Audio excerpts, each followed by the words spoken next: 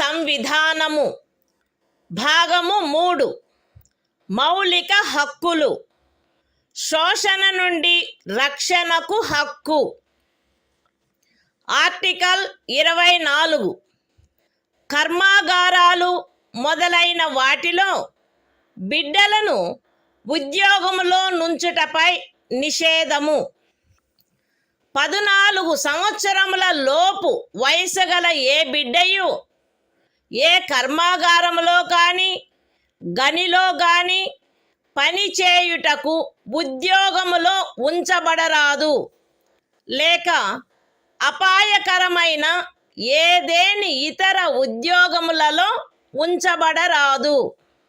The Constitution of India, Part 3, Fundamental Rights, Right Against Exploitation, Article 24, Prohibition of employment of children in factories, etc.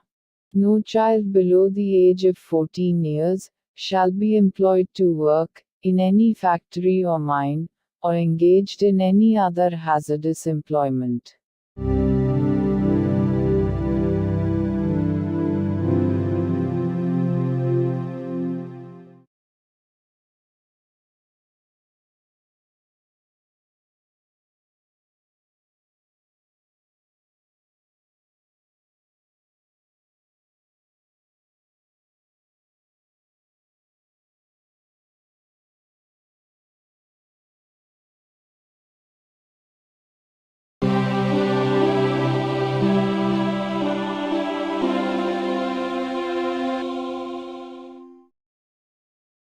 భారత సంవిధానము భాగము 3 మౌలిక హక్కులు మత స్వాతంత్ర్యపు హక్కు article 25 అంతరాత్మను అనుసరించి స్వాతంత్ర్యము స్వేచ్ఛాయుత మతావలంబన ఆచరణ ప్రచారములు ప్రజాశాంతికి నైతికతకు ఆరోగ్యమునకు మరియు ఈ భాగము యొక్క ఇతర నిబంధనలకు అత్యధీనమై అంతరాత్మను అనుసరించి స్వాతంత్రమునకును స్వేచ్ఛగా మతమును అవలంబించుటకును ఆచరించుటకును ప్రచారము చేయుటకును జనులందరూ సమానముగా హక్కు కలిగి ఉందురు.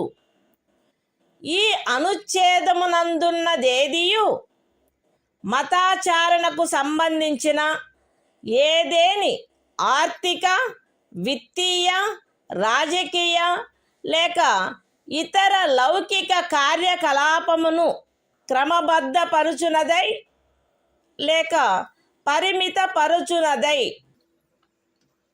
సాంఘిక సంక్షేమమునకును సంస్కరణకును లేక సార్వజనిక స్వభావము గల హిందూ మత సంస్థలలో హిందువులలోని అన్ని వర్గములకును శాఖలకును ప్రవేశము కలగచేయు నిబంధన చేయునదై అస్తిత్వంలోనున్న ఏదేని శాసనము యొక్క అమలుకు భంగము కలిగించదు లేక అట్టి ఏ శాసనమునైనను చేయుట నుండి రాజ్యమును నివారించదు. ఎక్స్ప్లనేషన్ 1 కృపాన ధారణ కృపాన వహనము Sikh మతావలంబనములో చేరియున్నట్లు భావింపబడవలెను.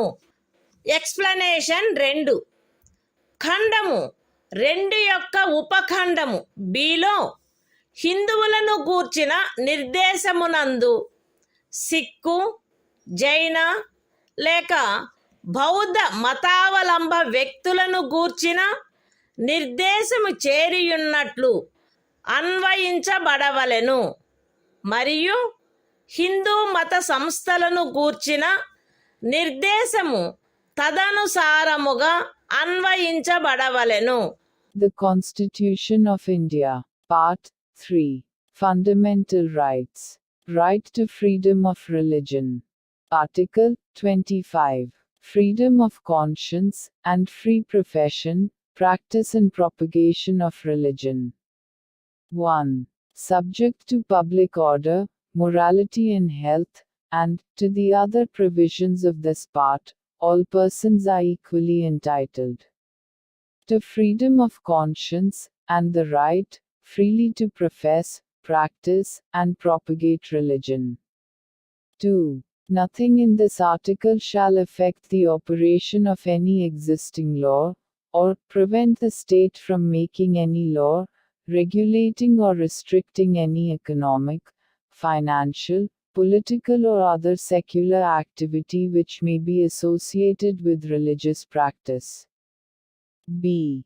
Providing for social welfare and reform, or the throwing open of Hindu religious institutions of a public character to all classes and sections of Hindus.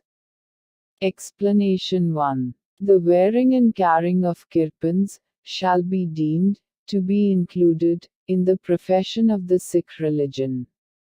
Explanation 2. In subclause B of clause 2, the reference to Hindus shall be construed as including a reference to persons professing the Sikh, Jaina, or Buddhist religion, and the reference to Hindu religious institutions shall be construed accordingly.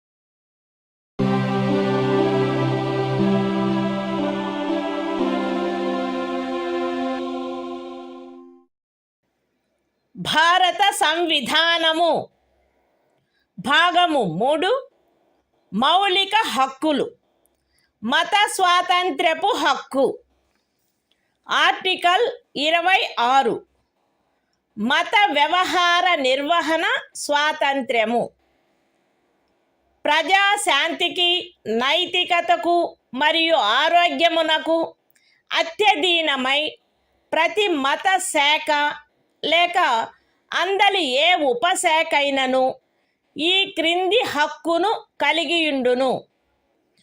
మత మరియు ధార్మిక ప్రయోజనముల కొరకు సంస్థలను స్థాపించుట మరియు పోషించుట, మత విషయములలో స్వీయ వ్యవహారములను నిర్వహించుకొనుట, స్థిరాస్తిని మరియు చరాస్తిని కలిగియుండుట మరియు ఆర్జించుట, మరియు అట్టి ఆస్తిని శాసనమును అనుసరించి నిర్వహించుట.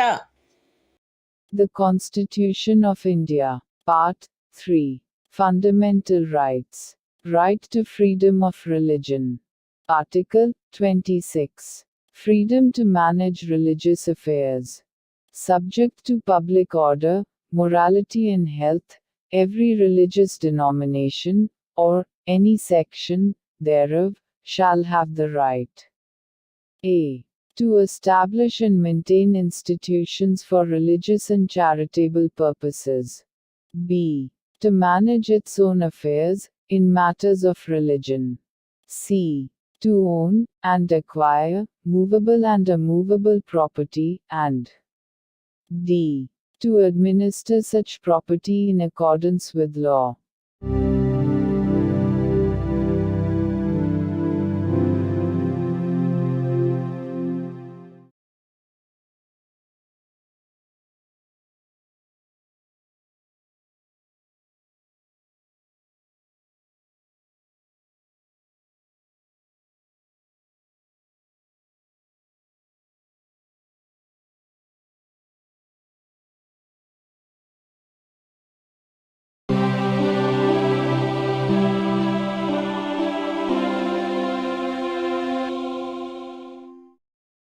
భారత సంవిధానము భాగము 3 మౌలిక హక్కులు మత స్వాతంత్ర్యపు హక్కు ఆర్టికల్ 27 ఏదేని ప్రత్యేకమైన మతమును అభివృద్ధి చేయుటకు పన్నుల చెల్లింపును గూర్చిన స్వాతంత్ర్యము.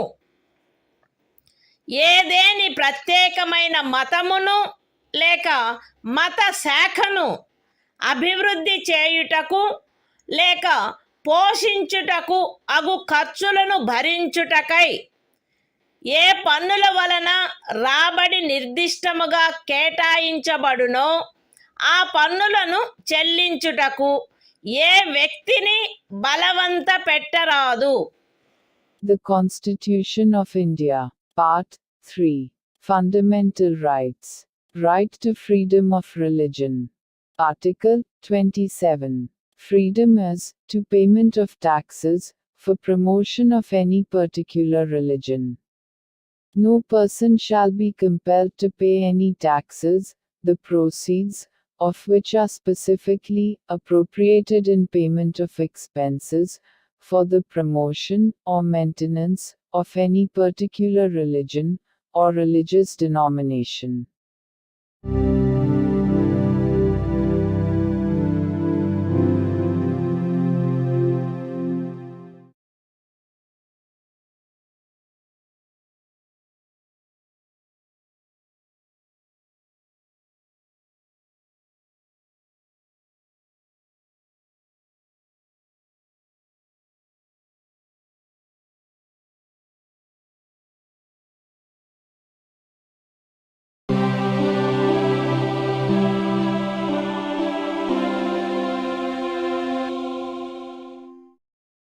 భారత సంవిధానము భాగము 3 మౌలిక హక్కులు.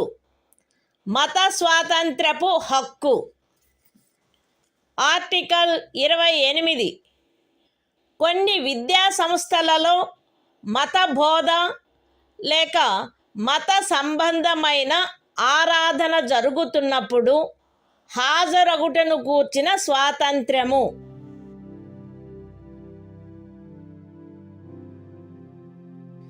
రాజ్య నిధుల నుండి సంపూర్ణముగా పోషింపబడుచున్న ఏ విద్యా సంస్థలోనూ ఎట్టి మత బోధనకైనను ఏర్పాటు చేయరాదు.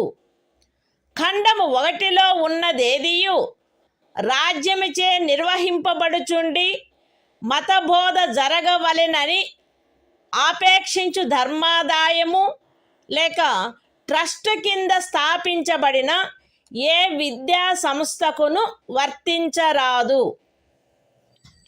రాజ్యముచే గుర్తింపబడిన లేక రాజ్య నిధుల నుండి సహాయమును పొందుతున్న ఏదేని విద్యా సంస్థలో హాజరగుచున్న ఏ వ్యక్తినైనను అట్టి సంస్థలో చేయబడు ఏదేని మత బోధలో పాల్గొనవలసినదని కానీ అట్టి సంస్థలో లేక దానికి సంబంధించిన ఏదేని ఆవరణలో జరపబడు ఏదేని మత సంబంధమైన ఆరాధనకు హాజరు కావాలనని కానీ అందుకు ఆ వ్యక్తిని కానీ ఆ వ్యక్తి మైనర్ అయినచో అతని సంరక్షకుడు కానీ సమ్మతించిననే తప్ప కోరరాదు.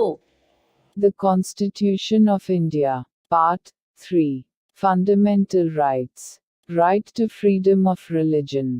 Article 28. Freedom as to attendance at religious instruction or religious worship in certain educational institutions.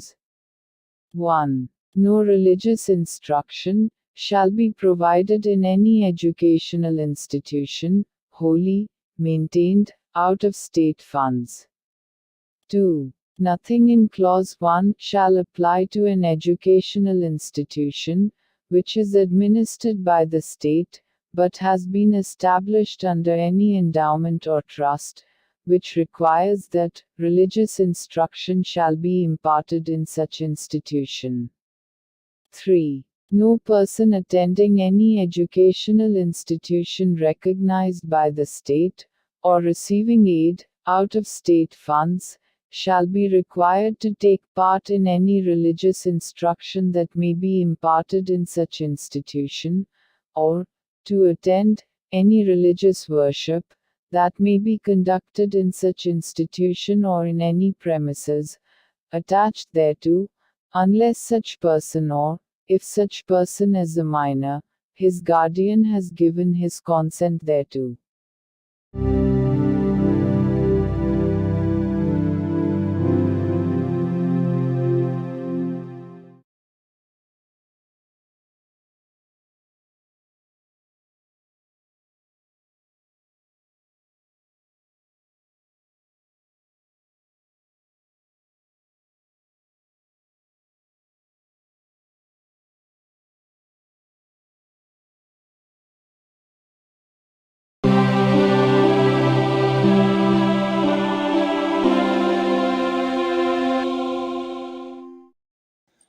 భారత సంవిధానము భాగము 3 మౌలిక హక్కులు సాంస్కృతిక మరియు విద్యా విషయక హక్కులు ఆర్టికల్ 29 అల్పసంఖ్యాక వర్గముల యొక్క హితముల రక్షణ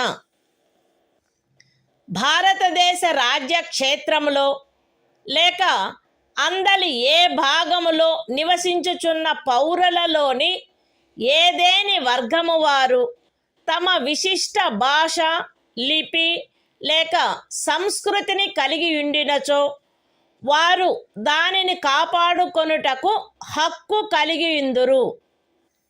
రాజ్యముచే పోషింపబడుచున్న లేక రాజ్య నిధుల నుండి సహాయము పొందుచున్న ఏ విద్యా సంస్థలోనైనను కేవలము మతము జాతి కులము భాష కారణములను బట్టి కానీ వాటిలో దేనిని బట్టి కానీ ఏ పౌరునికైనను ప్రవేశము నిరాకరించబడరాదు.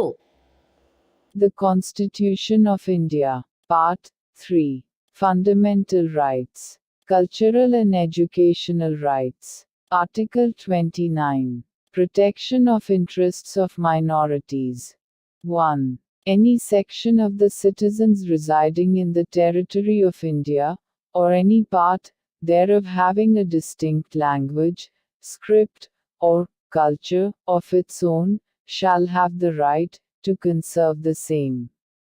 2. No citizen shall be denied admission into any educational institution maintained by the state, or receiving aid out of state funds, on grounds only of religion, race, caste, language or any of them.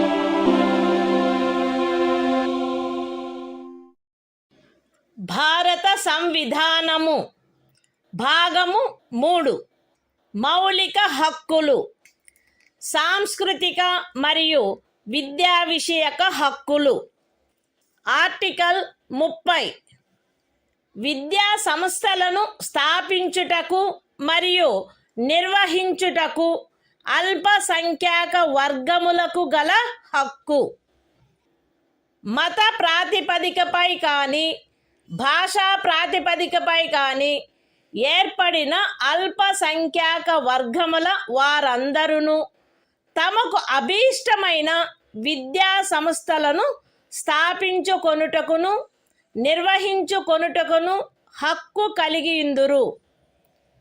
ఖండము 1లో నిర్దేశింపబడిన అల్పసంఖ్యాక వర్గముచే స్థాపింపబడి నిర్వహింపబడుతున్న ఒక విద్యా సంస్థ యొక్క ఏదేని ఆస్తిని నిర్బంధముగా అధ్యార్థించుటను నిబంధించు ఏదేని శాసనము చేయుటలో అట్టి ఆస్తి అధ్యార్జన కొరకు అట్టి శాసనము ద్వారా నియతము చేయబడిన లేక దాని కింద నిర్ధారించబడిన మొత్తము ఆ ఖండము క్రింద హామీ ఇవ్వబడిన హక్కును పరిమితపరచకుండునట్లు లేక రద్దుపరచకుండునట్లు రాజ్యము కట్టుదిట్టము చేయవలెను.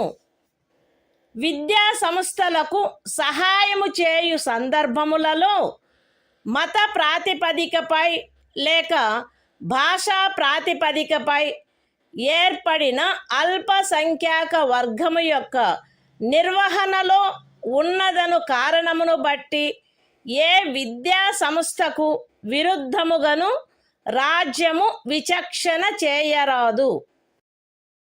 The Constitution of India, Part 3, Fundamental Rights, Cultural and Educational Rights, Article 30, Right of minorities to establish and administer educational institutions. 1. All minorities, whether based on religion or language, shall have the right to establish and administer educational institutions of their choice. In making any law providing for the compulsory acquisition of any property of an educational institution, established and administered by a minority, referred to in Clause 1. The state shall ensure that the amount fixed by or determined under such law, for the acquisition of such property, is such, as would not restrict or abrogate, the right guaranteed under that clause. 2. The state shall not, in granting aid to educational institutions, discriminate against any educational institution, on the ground that it is under the management of a minority, whether based on religion or language.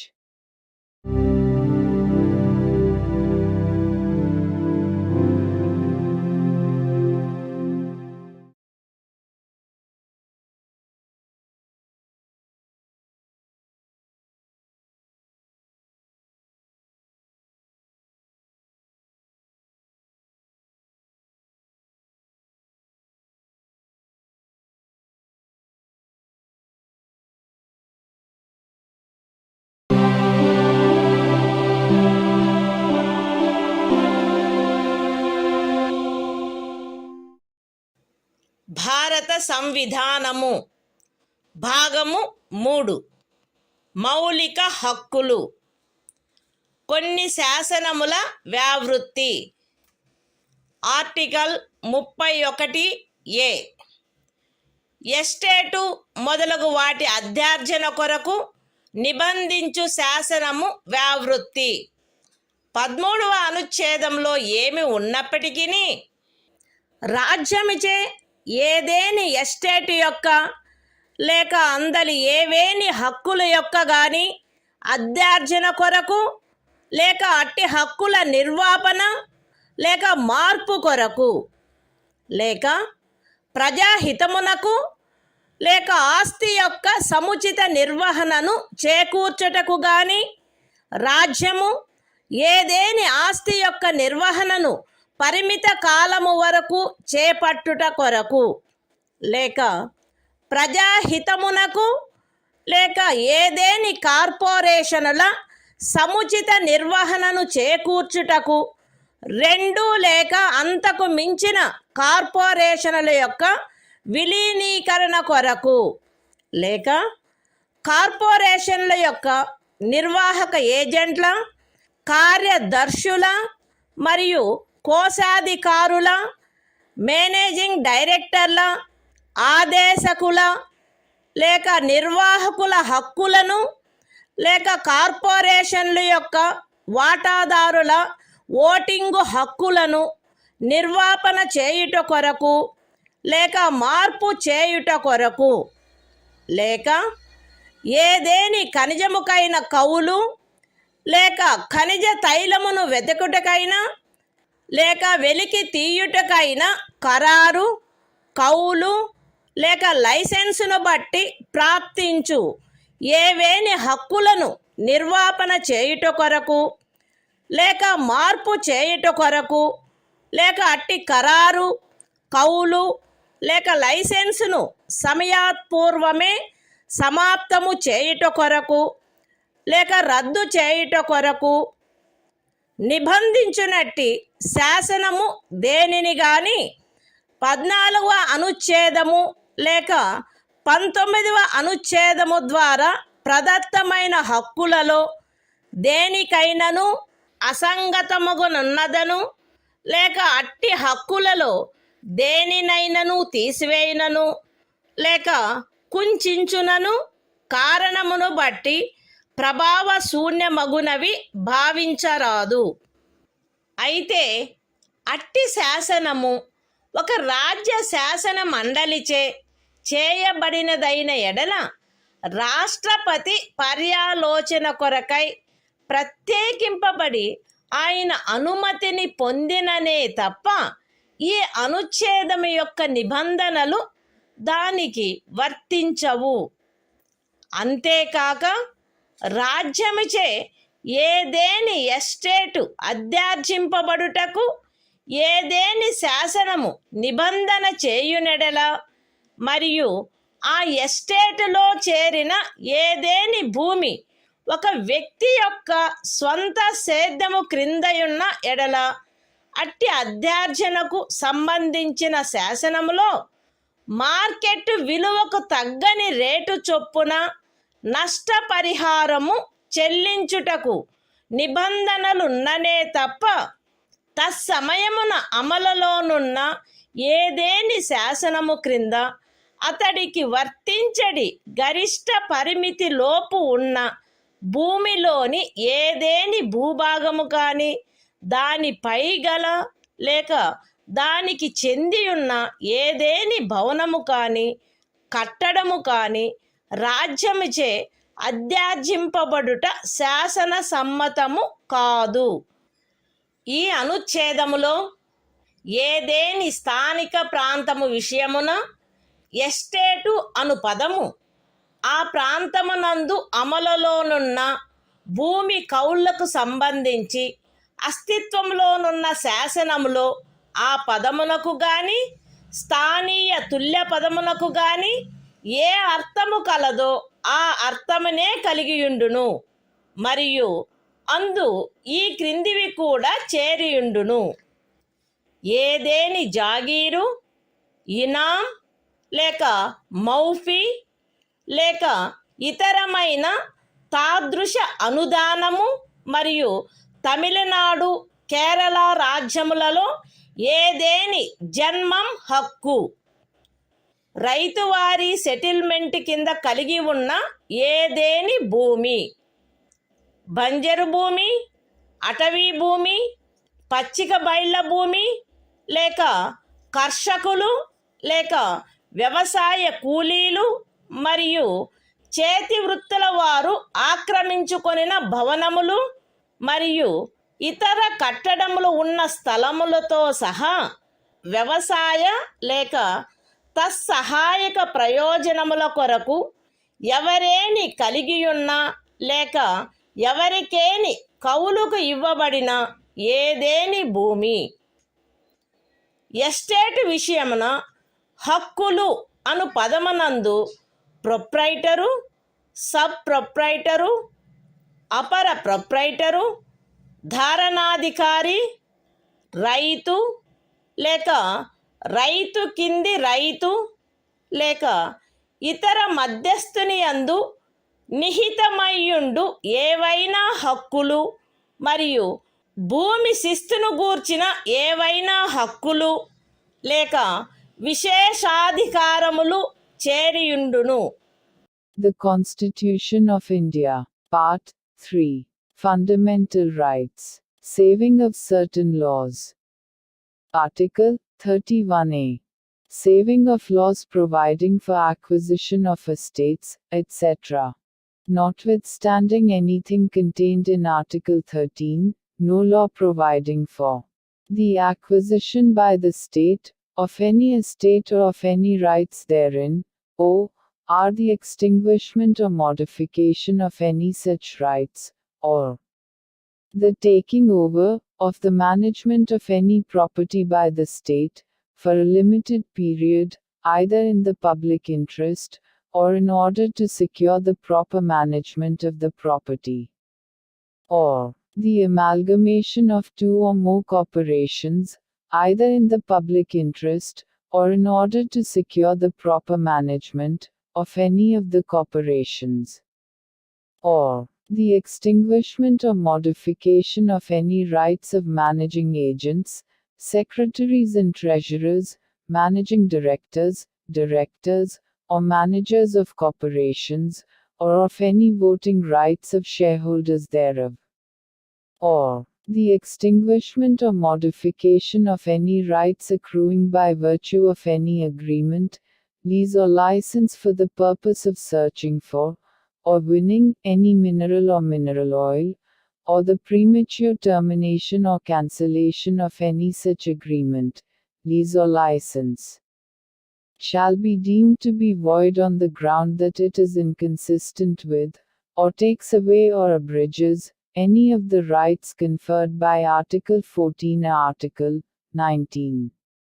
Provided that, where such law is a law, made by the legislature of a state, the provisions of this article shall not apply thereto, unless such law, having been reserved for the consideration of the President, has received his assent.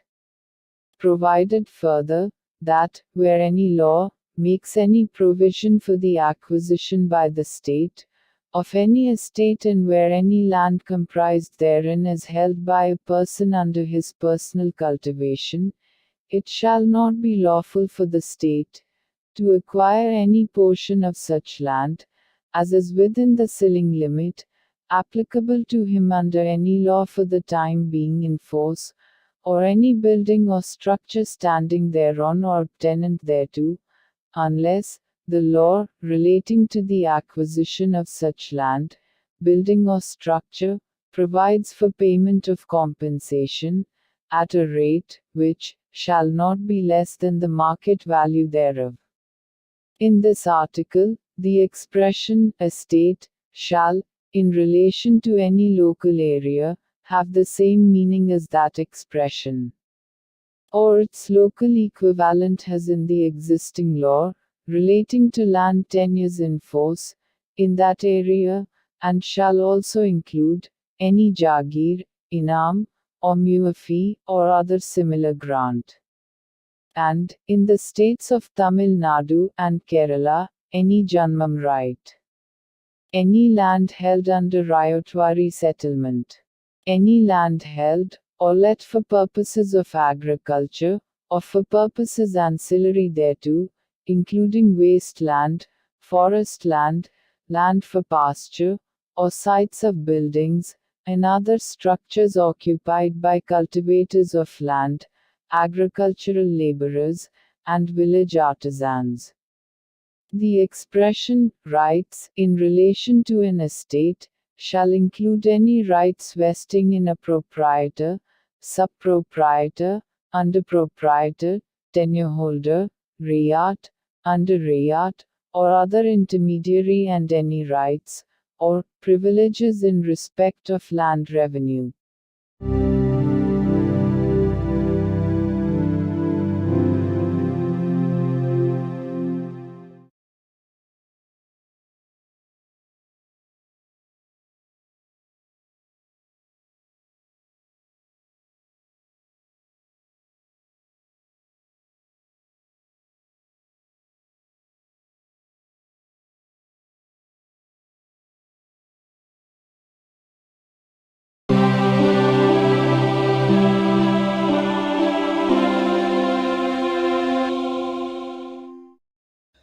భారత సంవిధానము భాగము 3 మౌలిక హక్కులు. కొన్ని శాసనముల వ్యావృత్తి. Article 31 కొన్ని చట్టములకు మరియు వినిమయములకు శాసనిక మాన్యత కలగజేయుట. 31 అనుచ్ఛేదములో గల నిబంధనల సాధారణతకు భంగము కలగకుండా 9వ అనుసూచిలో నిర్దిష్టపరచబడిన ఏవేని చట్టములు, నియమములు, వాటి యొక్క ఏవేని నిబంధనలు, అట్టి చట్టము, నియమము లేక నిబంధనను ఈ భాగంలోని ఏవేని నిబంధనల ద్వారా ప్రదత్తమైన ఏవేని హక్కులకు అసంగతముగా నున్నదను లేక ఆ హక్కులలో దేనినైనను తీసివేయుచున్నదను లేక కుంచుచున్నదను ఆధారముపై ప్రభావ శూన్యమైనదని గాని ఎప్పుడైనను ప్రభావ శూన్యమై ఉండినదని గాని భావించరాదు. మరియు ఏదేని న్యాయస్థానము లేక ట్రిబ్యునల్ యొక్క ఏదేని తీర్పు, డిక్రీ లేక ఉత్తర్వు దానికి విరుద్ధముగా నున్నప్పటికీ సదరు ప్రతి చట్టము మరియు నియమము దాని రద్దు లేక సవరణ చేయుటకు ఏదేని సమర్థ శాసన మండలికి గల అధికారమునకు అత్యధీనమై అమలునందు కొనసాగవలెను. The Constitution of India, Part 3, Fundamental Rights, Saving of Certain Laws. Article 31B. Validation of certain acts and regulations. Without prejudice to the generality of the provisions contained in Article 31A.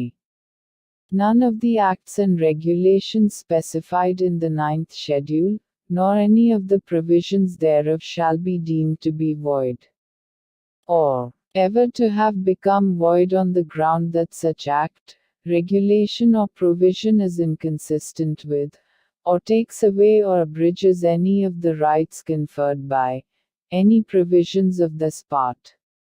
And, notwithstanding any judgment, decree or order of any court or tribunal, to the contrary, each of the said acts and regulations shall, subject to the power of any competent legislature to repeal, or amend it, continue in force.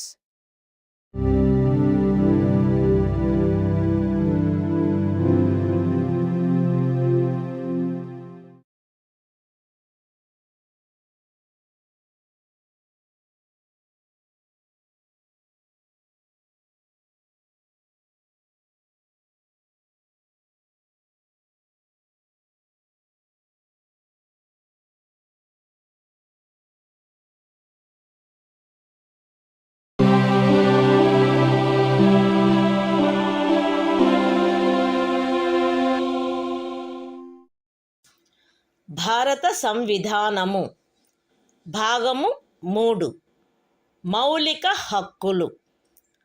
కొన్ని శాసనముల వ్యావృత్తి. Article 31C. కొన్ని ఆదేశిక సూత్రములను అమలుపరచు శాసనముల వ్యావృత్తి.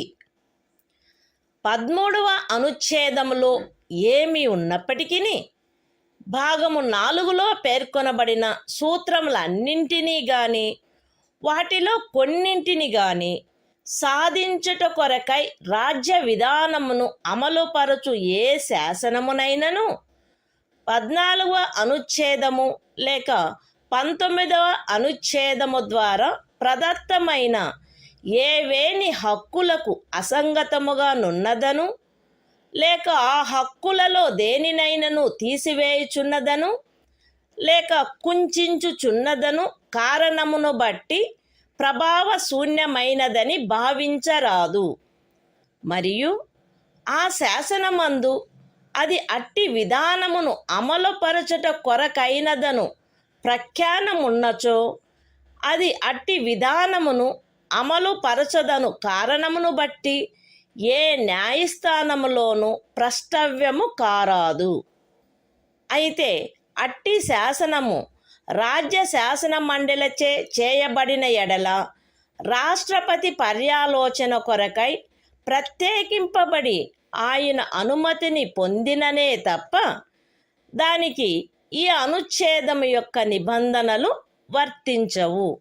The Constitution of India, Part 3, Fundamental Rights, Saving of Certain Laws, Article 31C. saving of laws giving effect to certain directive principles. Notwithstanding anything contained in Article 13. No law giving effect to the policy of the state towards securing all or any of the principles laid down in Part 4 shall be deemed to be void, on the ground that it is inconsistent with, or takes away or abridges any of the rights conferred by Article 14 or Article 19. And no law containing a declaration that it is for giving effect to such policy shall be called in question in any court, on the ground that it does not give effect to such policy, provided that, where such law is made by the legislature of a state, the provisions of this article shall not apply thereto, unless such law, having been reserved for the consideration of the President, has received his assent.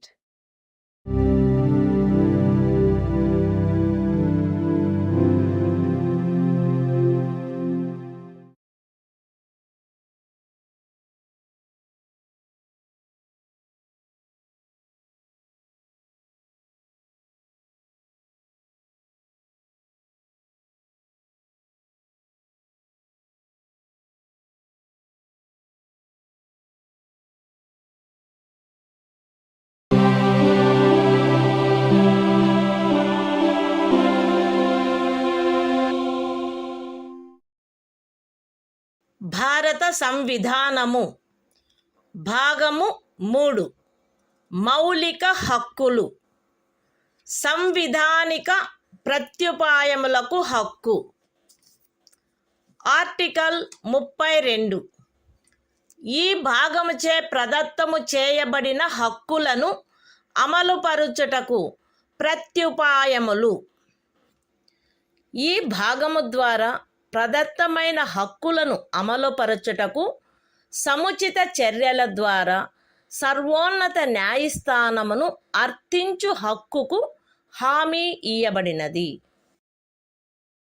ఈ భాగము ద్వారా ప్రదత్తమైన ఏవేని హక్కులను అమలుపరచుట కొరకు ఆదేశములను లేక ఉత్తర్వులను లేక బందీ ప్రత్యక్ష హెబియస్ కార్పస్ పరమాదేశ మాండమస్ ప్రతిషేధ ప్రొహిబిషన్ అధికార పృచ్ఛ కోవారెంటో మరియు ఉత్ప్రేషణ సర్ష్యోరారి స్వభావము గల రిట్లతో సహా అధిలేఖలను వీటిలో సముచితమైన దానిని జారీ చేయుటకు సర్వోన్నత న్యాయస్థానము అధికారము కలిగియుండును. ఖండములు 1 మరియు 2 ద్వారా సర్వోన్నత న్యాయస్థానమునకు ప్రదత్తమైన అధికారములకు భంగము కలగకుండా ఖండము 2 క్రింద సర్వోన్నత న్యాయస్థానముచే వినియోగింపబడదగు అధికారముల అన్నిటినీ కానీ వాటిలో దేనినైనను కానీ ఏదేని ఇతర న్యాయస్థానమునకు దాని అధికారిత యొక్క స్థానిక హద్దులలో వినియోగించు అధికారమును శాసనము ద్వారా పార్లమెంటు వసగవచ్చును. ఈ అనుచ్ఛేదముచే హామీ ఇయ్యబడిన హక్కు ఈ సంవిధానముచే అన్యదా నిబంధింపబడినట్లు తప్ప suspend చేయబడరాదు. The Constitution of India, Part 3. Fundamental Rights. Right to constitutional remedies. Article 32. Remedies for enforcement of rights conferred by this part. 1. The right to move the Supreme Court, by appropriate proceedings for the enforcement of the rights conferred by this part, is guaranteed. 2. The Supreme Court shall have power to issue directions or orders, or writs, including writs in the nature of habeas corpus, mandamus, prohibition, quo warranto and certiorari, whichever may be appropriate, for the enforcement of any of the rights conferred by this part. 3. without prejudice to the powers conferred on the Supreme Court, by clauses 1 and 2. Parliament may by law empower any other court to exercise within the local limits of its jurisdiction all or any of the powers exercisable by the Supreme Court under Clause 2. 4. The right guaranteed by this article shall not be suspended, except as otherwise provided for by this Constitution.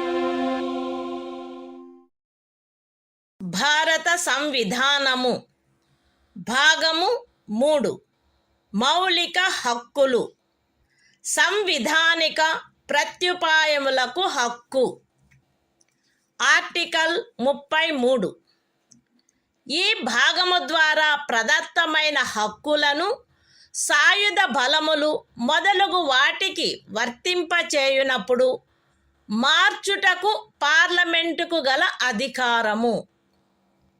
ఈ భాగము ద్వారా ప్రదత్తమైన హక్కులలో వేటినైనను సాయుధ బలములకు చెందిన సభ్యులకు లేక ప్రజాశాంతిని కాపాడు భారము వహించిన సాయుధ బలములకు చెందిన సభ్యులకు లేక గుప్త సమాచారము కొరకు లేక ఎదురు గుప్త సమాచారము కొరకు రాజ్యముచే స్థాపించబడిన ఏదేని బ్యూరోలో లేదా ఇతర వ్యవస్థలో నియమించబడిన వ్యక్తులకు లేక ఏ నుండి సి వరకు గల ఖండములలో నిర్దేశింపబడిన ఏదేని సాయుధ బలము బ్యూరో లేక వ్యవస్థ కొరకై ఏర్పాటు చేసిన టెలికమ్యూనికేషన్ వ్యవస్థలలో నియమించబడిన లేదా వాటికి సంబంధించిన వ్యక్తులకు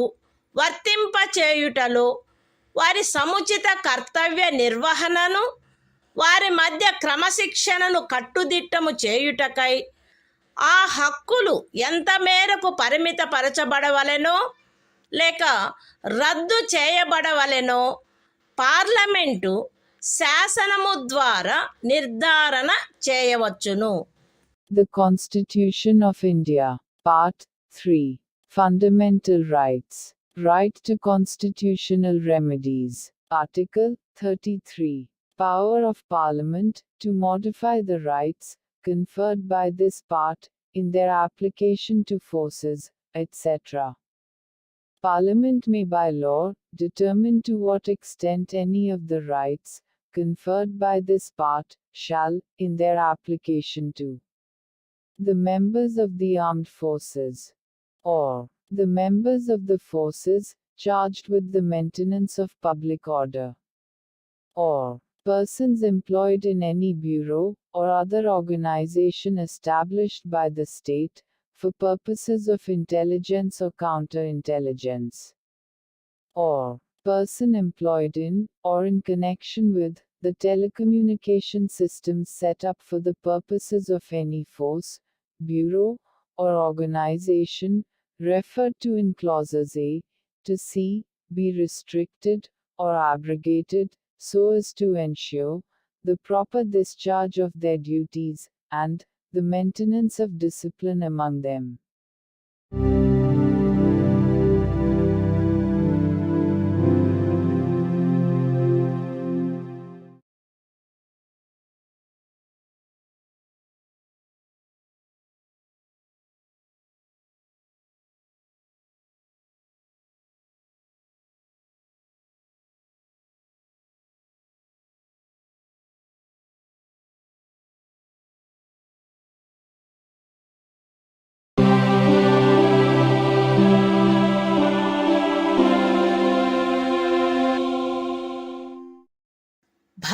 సంవిధానము భాగము 3 మౌలిక హక్కులు.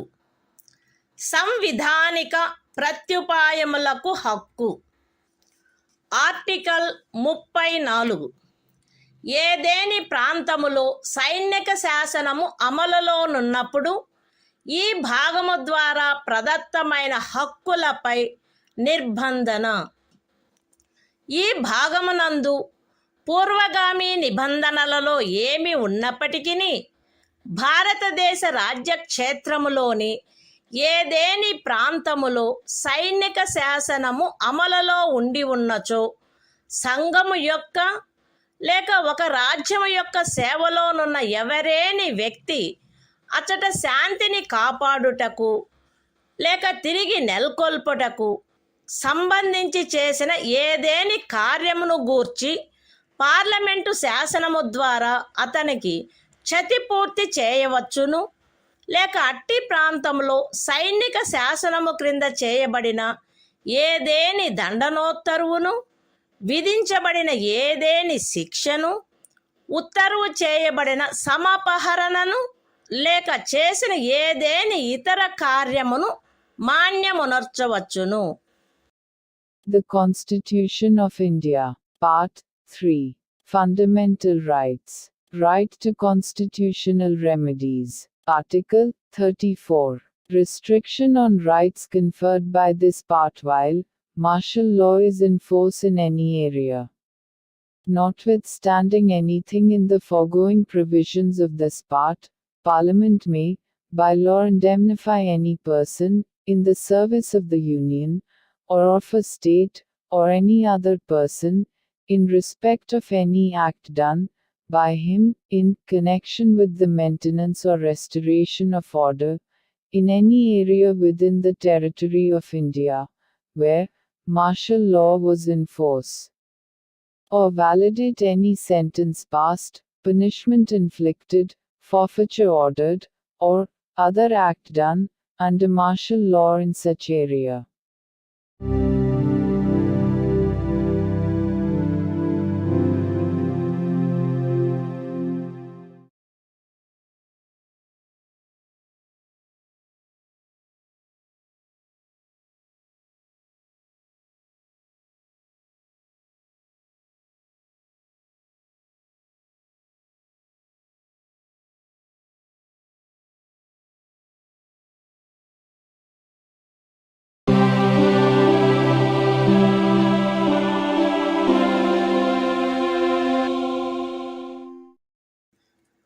భారత సంవిధానము భాగము 3 మౌలిక హక్కులు. సంవిధానిక ప్రత్యుపాయములకు హక్కు. ఆర్టికల్ 35. ఈ భాగము యొక్క నిబంధనలను అమలుపరచుటకు శాసన నిర్మాణము. ఈ సంవిధానమునందేమున్నప్పటికీ 16వ అనుచ్ఛేదము యొక్క ఖండము 3, 32వ అనుచ్ఛేదము యొక్క ఖండము 3, 33వ మరియు 34వ అనుచ్ఛేదముల క్రింద పార్లమెంటు చేయు శాసనము ద్వారా నిబంధింపబడదగిన విషయములలో దేనిని గూర్చి అయినను శాసనములను చేయుటకు మరియు ఈ భాగము క్రింద అపరాధములుగా ప్రఖ్యానించబడిన కార్యములకు శిక్షను విహితము చేయుట కొరకైన శాసనములను చేయుటకు పార్లమెంటు అధికారము కలిగియుండును. రాజ్య శాసన మండలి ఆ అధికారమును కలిగియుండదు. మరియు పార్లమెంటు ఈ సంవిధాన ప్రారంభమునకు పిమ్మట వీలైనంత త్వరితముగా ఉపఖండము 2లో నిర్దేశించబడిన కార్యములకు శిక్షను విహితము చేయుటకు శాసనములను చేయవలయును. ఖండము ఏ యొక్క ఉపఖండము 1లో నిర్దేశింపబడిన ఏదేని విషయమును గూర్చినదైనా లేక ఆ ఖండము యొక్క ఉపఖండము 2లో నిర్దేశించబడిన కార్యమునకు దేనికైనను శిక్షను నిబంధించునదై ఈ సంవిధాన ప్రారంభమునకు అవ్యవహిత పూర్వము భారతదేశ రాజ్య క్షేత్రమునందు అమలులోనున్న ఏదేని శాసనము అందలి నిబంధనలకును 372వ అనుచ్ఛేదము క్రింద దాని యందు చేయబడు అనుకూలానుసరణకును మరియు మార్పులకును అత్యధీనమై పార్లమెంటుచే మార్పు లేక రద్దు లేక సవరణ చేయబడు వరకు అమలునందు కొనసాగవలెను. విశదీకరణ: ఈ అనుచ్ఛేదమునందు అమలులోనున్న శాసనము అను పదబంధము 372వ అనుచ్ఛేదములో ఆ పదబంధమునకు ఏ అర్థము కలదో ఆ అర్థమునే కలిగియుండును. The Constitution of India, Part 3. Fundamental Rights. Right to constitutional remedies. Article 35. Legislation to give effect to the provisions of this part. Notwithstanding anything in this Constitution, Parliament shall have, and the legislature of a state shall not have, power to make laws with respect to any of the matters which, under Clause 3 of Article 16, Clause 3 of Article 32, Article 33 and Article 34 may be provided for by law made by Parliament, and for prescribing punishment for those acts which are declared to be offences under this part. And Parliament shall, as soon as may be after the commencement of this Constitution, make laws for prescribing punishment for the acts referred to in subclause 2. Any law in force immediately before the commencement of this Constitution, in the territory of India, with respect to any of the matters referred to in subclause 1 of Clause A, or providing for punishment for any act referred to in subclause 2 of that clause shall, subject to the terms thereof, and to any adaptations and modifications that may be made therein, under Article 372, continue in force until altered, or repealed, or amended, by Parliament. Explanation: in this article, the expression law in force has the same meaning as in Article 372.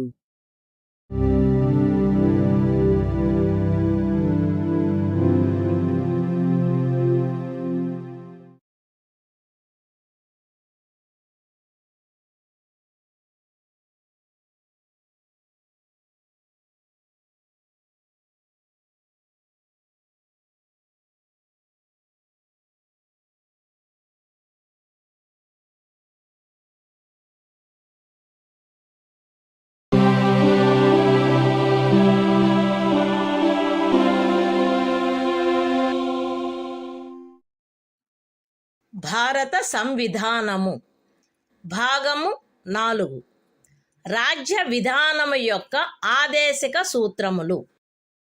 Article 36. ఈ భాగములో సందర్భము అన్యదా అపేక్షించననే తప్ప రాజ్యము అను పదము భాగము 3లో ఆ పదమునకు ఏ అర్థము కలదో ఆ అర్థమునే కలిగియుండును. The Constitution of India, Part 4. Directive Principles of State Policy. Article 36. Definition. In this part, unless the context otherwise requires, the state has the same meaning as in Part 3.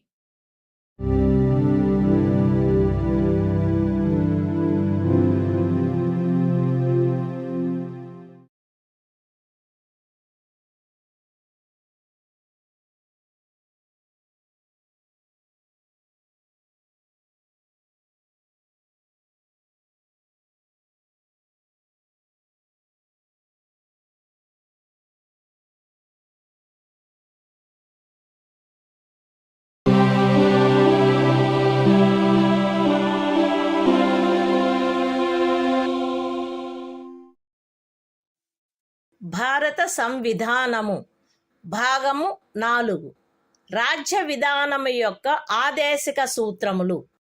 Article 37 ఈ భాగములో గల సూత్రముల వర్తింపు. ఈ భాగంలోని నిబంధనలు ఏ న్యాయస్థానముచే కాని అమలు జరపదగినవి కావు. కానీ ఇందు పేర్కొనబడిన సూత్రములు దేశ పరిపాలనకు మూలాధారములుగాను మరియు శాసనములను చేయుటలో వాటిని వర్తింపచేయుట రాజ్యము యొక్క కర్తవ్యమై ఉండవలెను. The Constitution of India, Part 4. Directive Principles of State Policy. Article 37.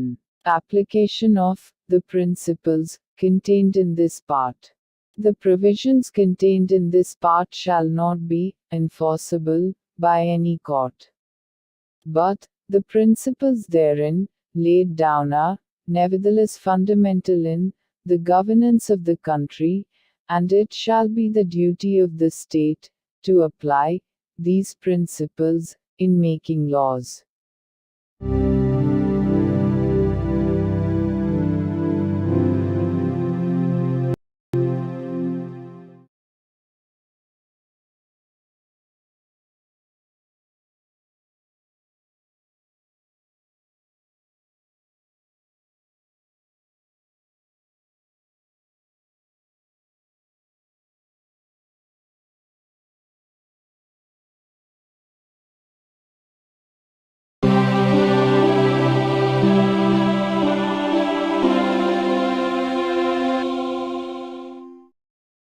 భారత సంవిధానము భాగము 4 రాజ్య విధానము యొక్క ఆదేశిక సూత్రములు.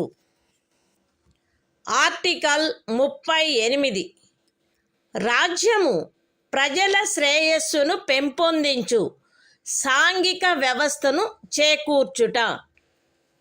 జాతీయ జీవనంలోని అన్ని రంగములలో సాంఘిక, ఆర్థిక మరియు రాజకీయ న్యాయమును ఉజ్జీవింపచేయు సాంఘిక వ్యవస్థను వీలైనంత వరకు కట్టుదిట్టము చేకూర్చుట ద్వారాను దానిని రక్షించుట ద్వారాను రాజ్యము ప్రజల శ్రేయస్సును పెంపొందించుటకు పాటుపడవలెను.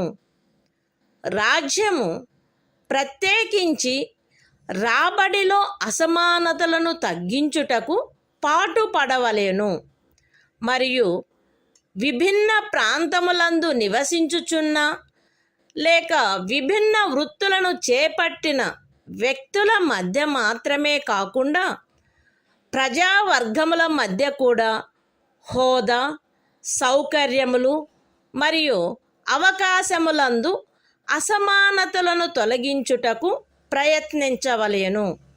The Constitution of India, Part 4.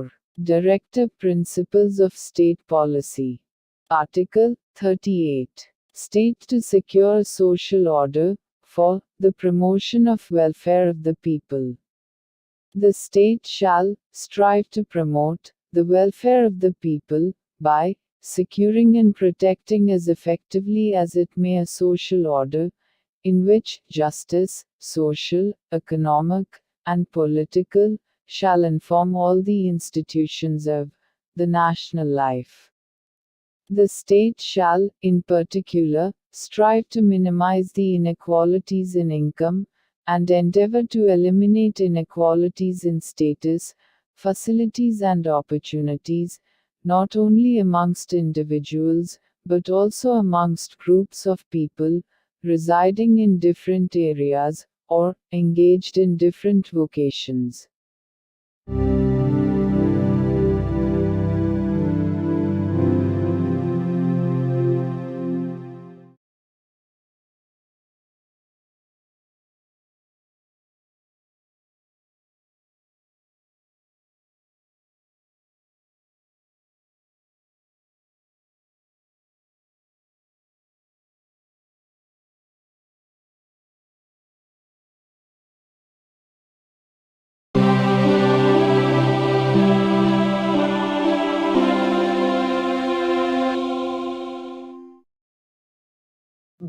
భారత సంవిధానము భాగము 4 రాజ్య విధానము యొక్క ఆదేశిక సూత్రములు.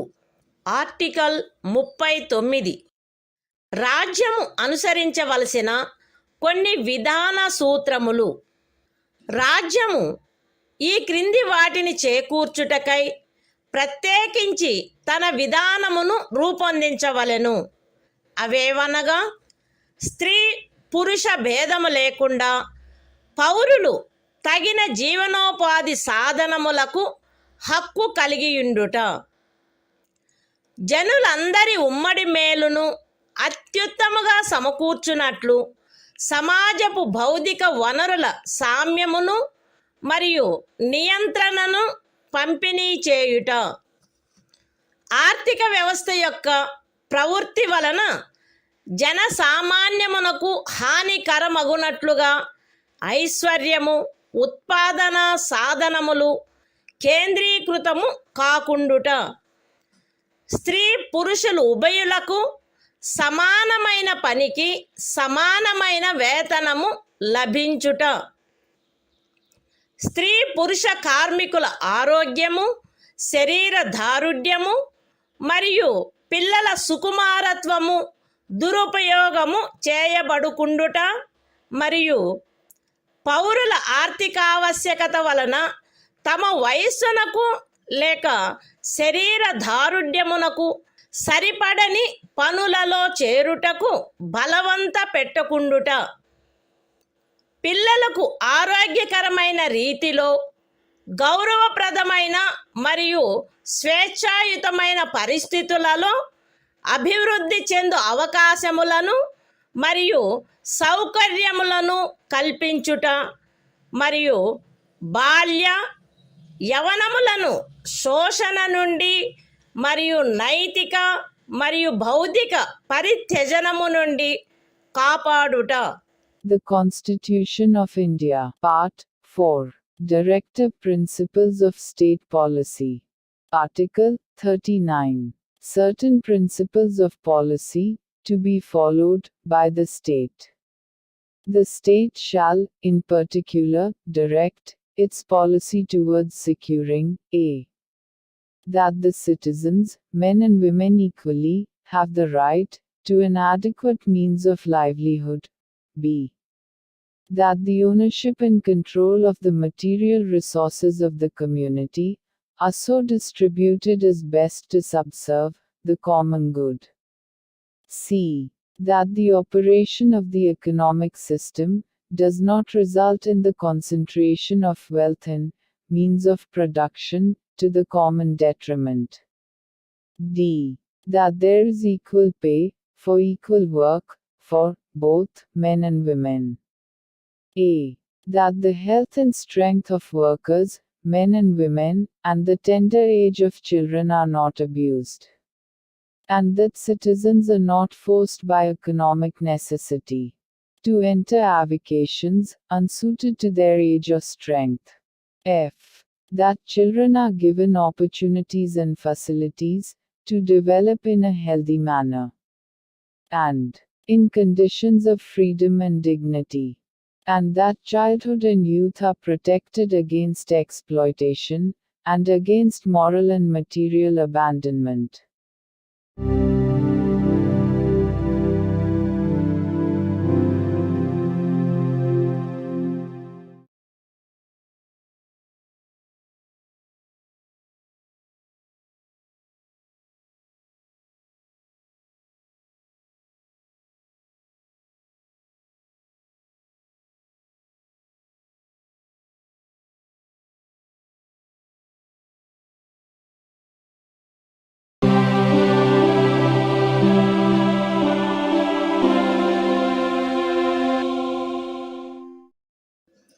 భారత సంవిధానము భాగము 4 రాజ్య విధానము యొక్క ఆదేశిక సూత్రములు. ఆర్టికల్ 39A సమాన న్యాయము ఉచిత న్యాయవాద సహాయము. శాసన వ్యవస్థ ప్రవృత్తి సమానావకాశ ప్రాతిపదికపై న్యాయమును చేకూర్చు రీతిలో నిర్వహించబడునట్లు రాజ్యము కట్టుదిట్టము చేయవలెను. మరియు ప్రత్యేకముగా ఏ పౌరునికైనను ఆర్థిక లేక ఇతర అసక్తతల కారణమున న్యాయమును పొందు అవకాశములు అలభ్యము కాకుండునట్లు కట్టుదిట్టము చేయుటకై తగిన శాసన నిర్మాణమును లేక పథకముల ద్వారా గాని ఏదేని ఇతర విధముగా గాని ఉచిత న్యాయవాద సహాయమును సమకూర్చవలెను. The Constitution of India, Part 4, Directive Principles of State Policy. Article 39A. Equal justice and free legal aid.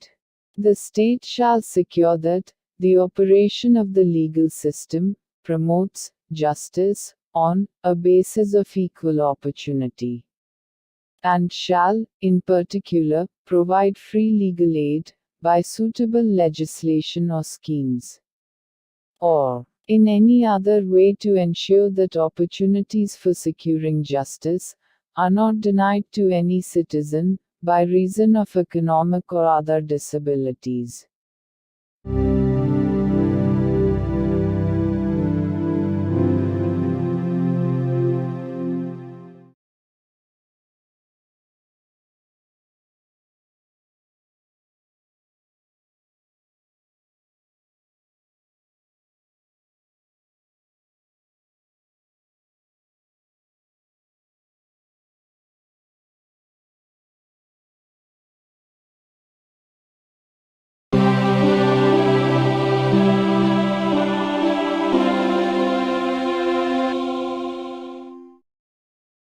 భారత సంవిధానము భాగము 4 రాజ్య విధానము యొక్క ఆదేశక సూత్రములు. ఆర్టికల్ 40 గ్రామ పంచాయతీల వ్యవస్థీకరణ. గ్రామ పంచాయతీలను వ్యవస్థీకరించి స్వపరిపాలనా యూనిట్లుగా అవి పనిచేయుటకు వాటికి ఆవశ్యకమగు అధికార ప్రాధికారముల నొసగుటకు రాజ్యము చర్యలను గైగొనవలెను. The Constitution of India, Part 4, Directive Principles of State Policy. Article 40. Organization of Village Panchayats. The state shall take steps to organize village panchayats, and endow them with such powers and authority as may be necessary to enable them to function as units of self-government.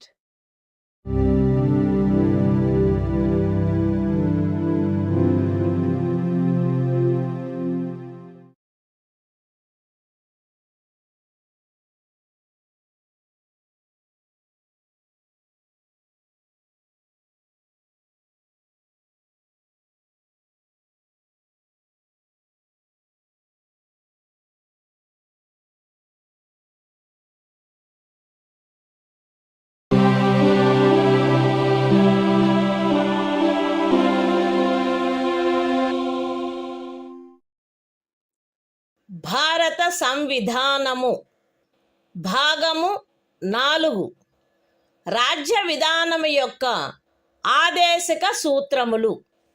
Article 41 పనికి విద్యకు కొన్ని సందర్భములలో ప్రజా సహాయమునకు హక్కు. రాజ్యము దాని ఆర్థిక స్తోమత మరియు అభివృద్ధి పరిమితుల మేరకు పనిచేయు హక్కును, విద్య నేర్చుకొను హక్కును మరియు నిరుద్యోగము, వృద్ధాప్యము, అనారోగ్యము, అంగవైకల్యము మరియు ఇతర విధములైన అకారణ దారిద్ర్యము కలిగిన సందర్భములలో ప్రజా సహాయమును పొందు హక్కును చేకూర్చుటకై కట్టుదిట్టమైన ఏర్పాటు చేయవలెను. The Constitution of India, Part 4, Directive Principles of State Policy.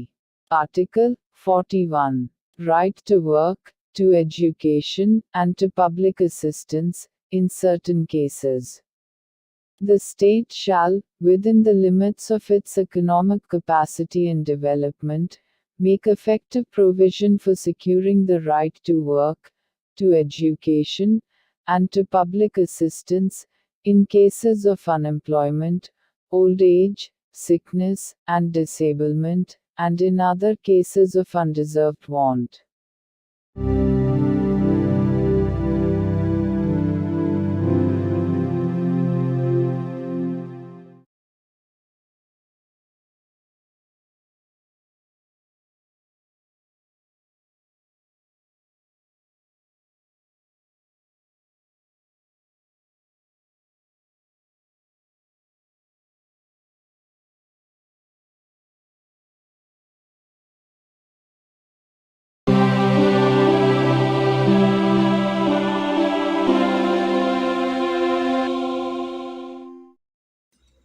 భారత సంవిధానము భాగము 4 రాజ్య విధానము యొక్క ఆదేశిక సూత్రములు. ఆర్టికల్ 42 పని విషయమున న్యాయమైన మరియు మానవోచితమైన పరిస్థితులకు మరియు ప్రసూతి సహాయమునకు ఏర్పాటు. రాజ్యము పనిచేయు విషయమున న్యాయమైన మరియు మానవోచితమైన పరిస్థితులను ప్రసూతి సహాయమును చేకూర్చుటకు ఏర్పాటు చేయవలెను. The Constitution of India, Part 4, Directive Principles of State Policy. Article 42, Provision for just and humane conditions of work, and maternity relief. The state shall make provision for securing just and humane conditions of work, and for maternity relief.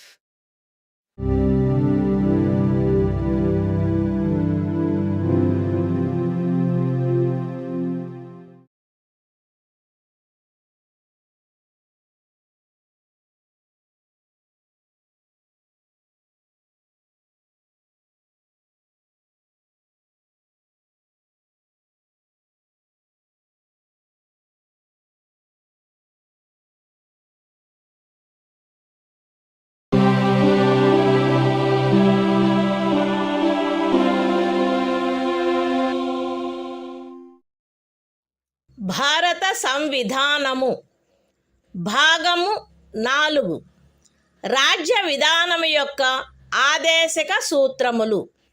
Article 43 కార్మికులకు జీవన భృతి మొదలగునవి.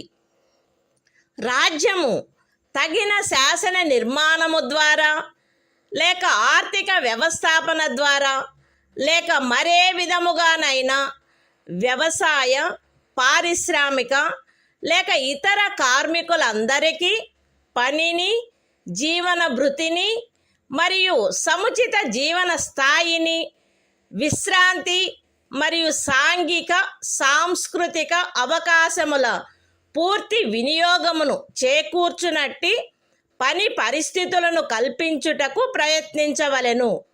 మరియు ప్రత్యేకించి గ్రామీణ ప్రాంతములలో వైయక్తిక ప్రాతిపదికపై లేక సహకార ప్రాతిపదికపై కుటీర పరిశ్రమలను పెంపొందింపచేయుటకు ప్రయత్నించవలెను. The Constitution of India, Part 4, Directive Principles of State Policy. Article 43, Living wage, etc., for workers.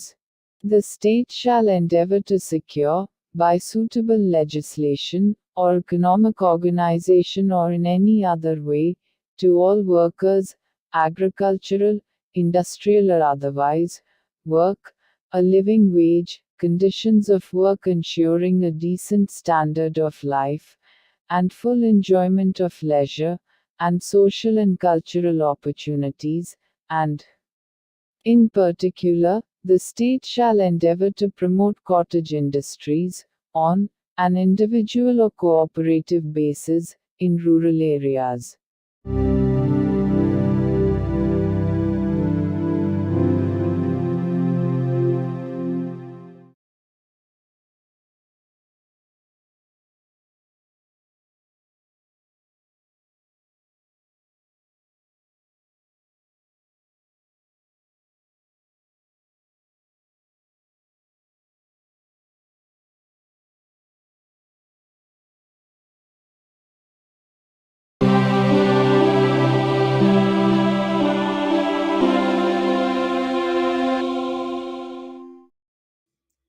భారత సంవిధానము భాగము 4 రాజ్య విధానము యొక్క ఆదేశిక సూత్రములు. ఆర్టికల్ 43A పరిశ్రమల నిర్వహణలో కార్మికులు పాల్గొనుట. రాజ్యము తగిన శాసన నిర్మాణము ద్వారా లేక ఏదేని ఇతర విధముగా ఏదేని పరిశ్రమలో నిమగ్నమైన సంస్థల వ్యవస్థాపన లేక ఇతర వ్యవస్థల నిర్వహణలో కార్మికులు పాల్గొనున్నట్లు చర్యలు తీసుకొనవలెను. The Constitution of India, Part 4, Directive Principles of State Policy. Article 43A. Participation of workers in management of industries. The state shall take steps, by suitable legislation or in any other way, to secure the participation of workers in the management of undertakings, establishments, or other organizations engaged in any industry.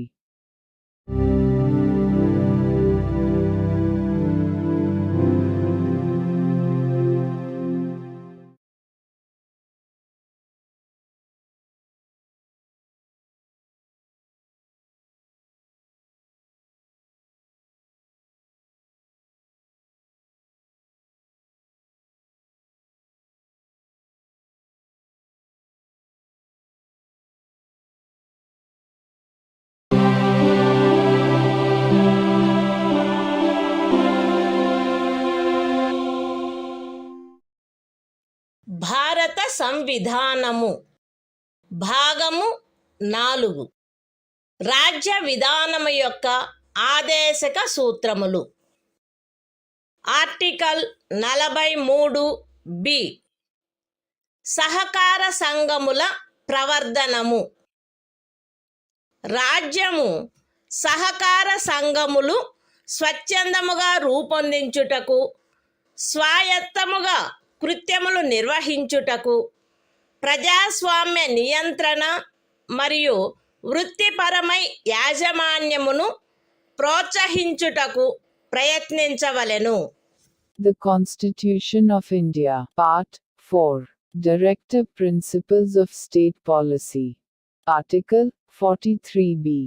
Promotion of cooperative societies. The state shall endeavor to promote voluntary formation, autonomous functioning, democratic control and professional management of cooperative societies.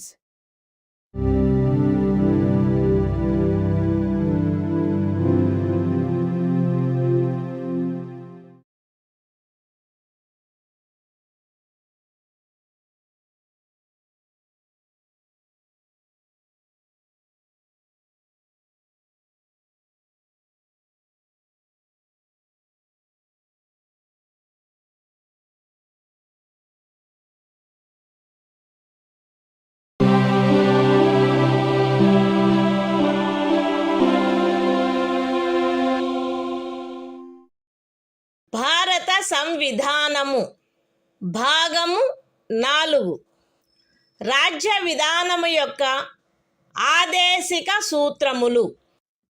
Article 44 పౌరులందరకు ఏకరూపమైన civil స్మృతి.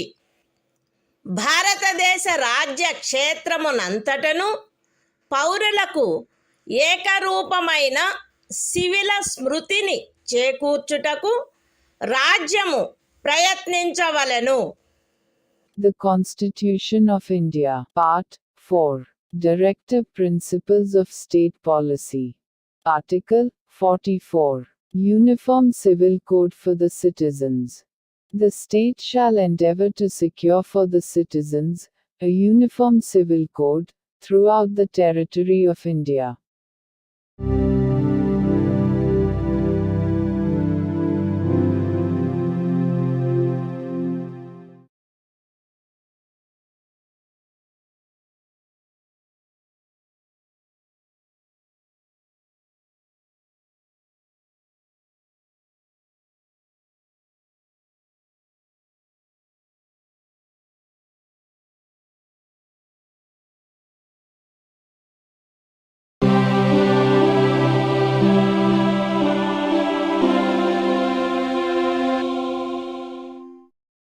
భారత సంవిధానము భాగము 4 రాజ్య విధానము యొక్క ఆదేశిక సూత్రములు. Article 45 6 సంవత్సరముల లోపు బాలలందరికీ బాల్య ప్రారంభంలో సంరక్షణ మరియు విద్యను ఏర్పాటు చేయుట. బాలలందరూ వారు 6 సంవత్సరముల వయస్సు పూర్తి చేయునంత వరకు వారికి బాల్య ప్రారంభంలో సంరక్షణ మరియు విద్యను ఏర్పాటు చేయుటకు రాజ్యము ప్రయత్నించవలెను. The Constitution of India, Part 4, Directive Principles of State Policy. Article 45, Provision for Early Childhood Care and Education to Children below the age of 6 years. The state shall endeavor to provide early childhood care and education for all children until they complete the age of 6 years.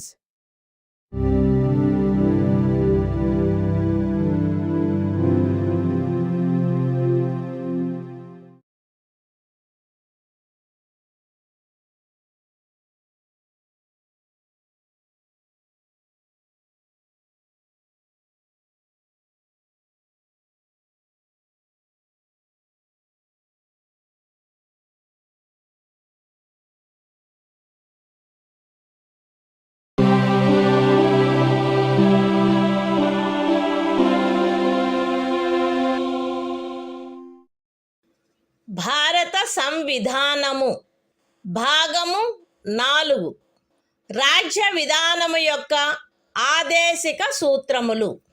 Article 46 అనుసూచిత కులముల, అనుసూచిత జనజాతుల మరియు ఇతర బలహీన వర్గముల యొక్క విద్యా విషయక మరియు ఆర్థిక హితములను పెంపొందించుట.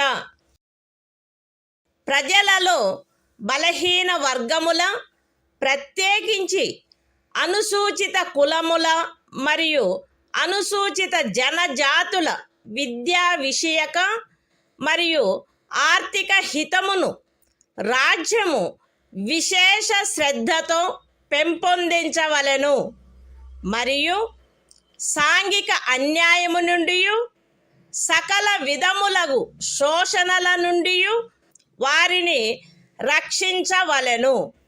The Constitution of India, Part 4, Directive Principles of State Policy.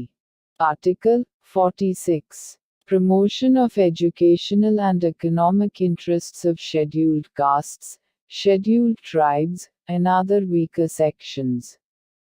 The state shall promote with special care the educational and economic interests of the weaker sections of the people, and, in particular, of the scheduled castes and the scheduled tribes, and shall protect them from social injustice and all forms of exploitation.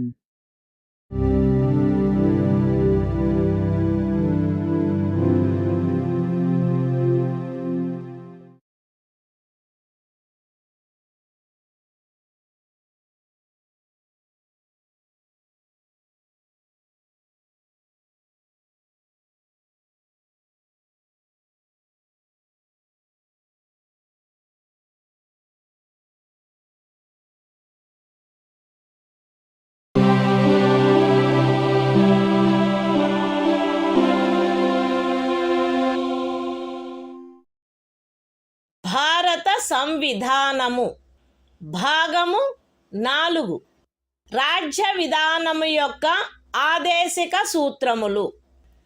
Article 47 ఆహార పుష్టి స్థాయిని, జీవన స్థాయిని పెంచుటలో మరియు ప్రజారోగ్యమును మెరుగుపరచుటలో రాజ్యము యొక్క కర్తవ్యము. రాజ్యము ప్రజల ఆహార పుష్టి యొక్క స్థాయిని, జీవన స్థాయిని పెంచుట మరియు ప్రజారోగ్యమును మెరుగుపరుచుట, తన ప్రాథమిక కర్తవ్యములలోనివిగా పరిగణించవలెను మరియు ప్రత్యేకించి వైద్య ప్రయోజనములకై తప్ప మద్యపానీయములను మరియు ఆరోగ్యమునకు భంగము కలిగించు ఔషధములను సేవించుటను నిషేధించుటకు రాజ్యము ప్రయత్నించవలెను. The Constitution of India, Part 4, Directive Principles of State Policy. Article 47. Duty of the state to raise the level of nutrition and the standard of living, and to improve public health. The state shall regard the raising of the level of nutrition and the standard of living of its people, and the improvement of public health, as among its primary duties, and, in particular, the state shall endeavor to bring about prohibition of the consumption, except for medicinal purposes, of intoxicating drinks and of drugs, which are injurious to health.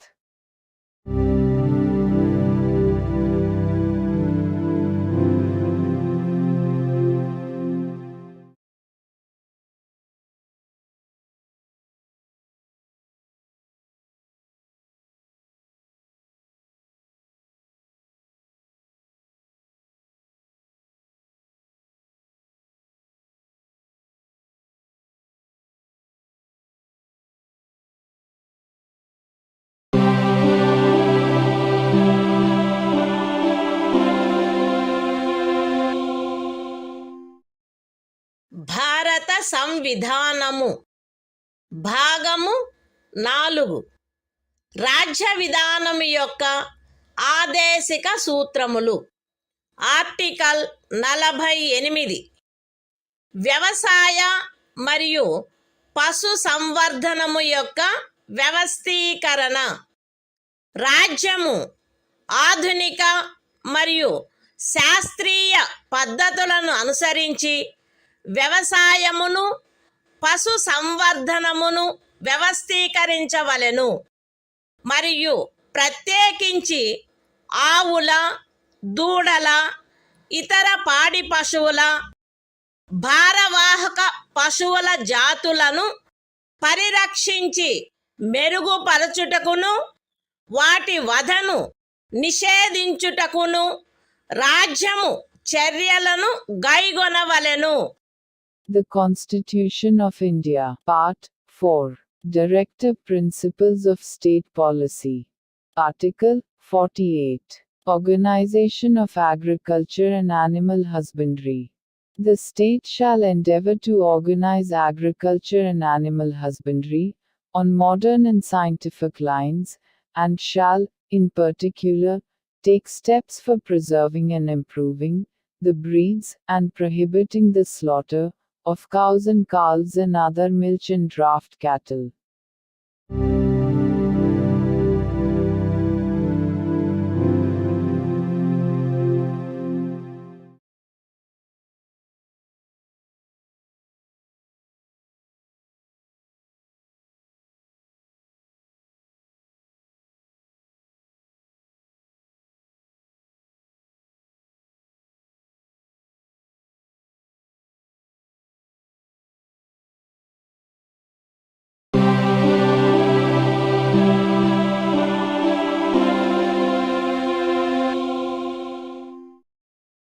భారత సంవిధానము భాగము 4 రాజ్య విధానము యొక్క ఆదేశిక సూత్రములు.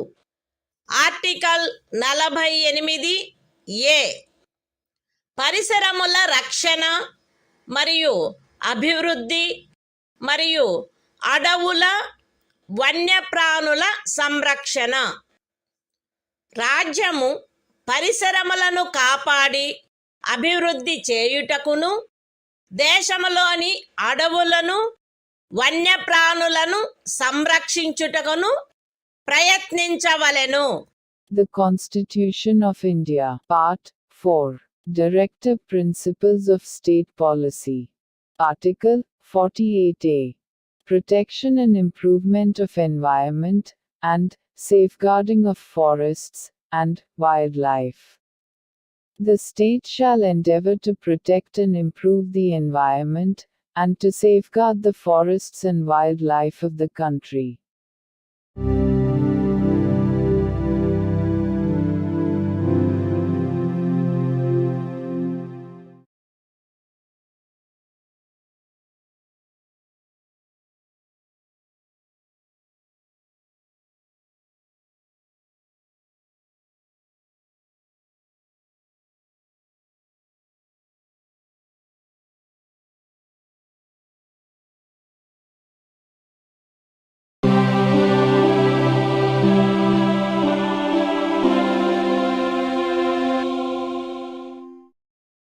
భారత సంవిధానము భాగము 4 రాజ్య విధానము యొక్క ఆదేశిక సూత్రములు.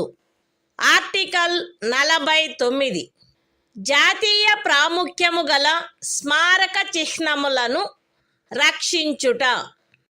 పార్లమెంటు చేయబడిన శాసనము ద్వారా గాని లేదా దాని క్రింద గాని జాతీయ ప్రాముఖ్యము గలవని ప్రఖ్యానించబడిన కళాత్మక లేక ఐతిహాసిక ప్రయోజనము గల ప్రతి ఒక్క స్మారక చిహ్నమును లేక స్థలమును లేక వస్తువును సందర్భానుసారముగా కొల్లగొట్టుట, విరూపణము, వినాశనము, తొలగింపు, వ్యయనము లేక ఎగుమతి చేయుట నుండి రక్షించుట రాజ్యము యొక్క బాధ్యత అయ్యుండును. The Constitution of India, Part 4, Directive Principles of State Policy. Article 49, Protection of Monuments and Places and Objects of National Importance.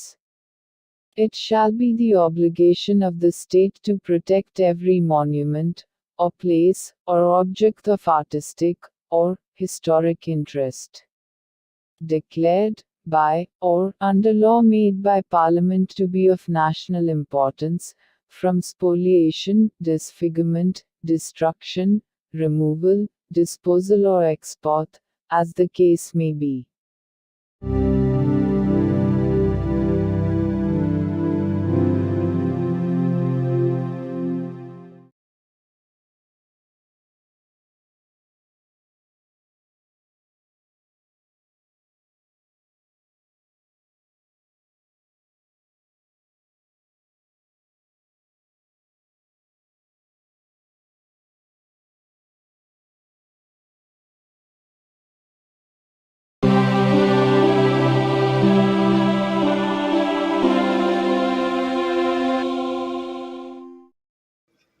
భారత సంవిధానము భాగము 4 రాజ్య విధానము యొక్క ఆదేశిక సూత్రములు. ఆర్టికల్ 50 న్యాయపాలికను కార్యపాలక వర్గము నుండి వేరుపరుచుట. రాజ్యము యొక్క పబ్లిక్ సేవలలో న్యాయపాలికను కార్యపాలక వర్గము నుండి వేరుపరుచుటకు రాజ్యము చర్యలను గైగొనవలెను. The Constitution of India, Part 4, Directive Principles of State Policy. Article 50, Separation of Judiciary from Executive. The state shall take steps to separate the judiciary from the executive, in the public services of the state.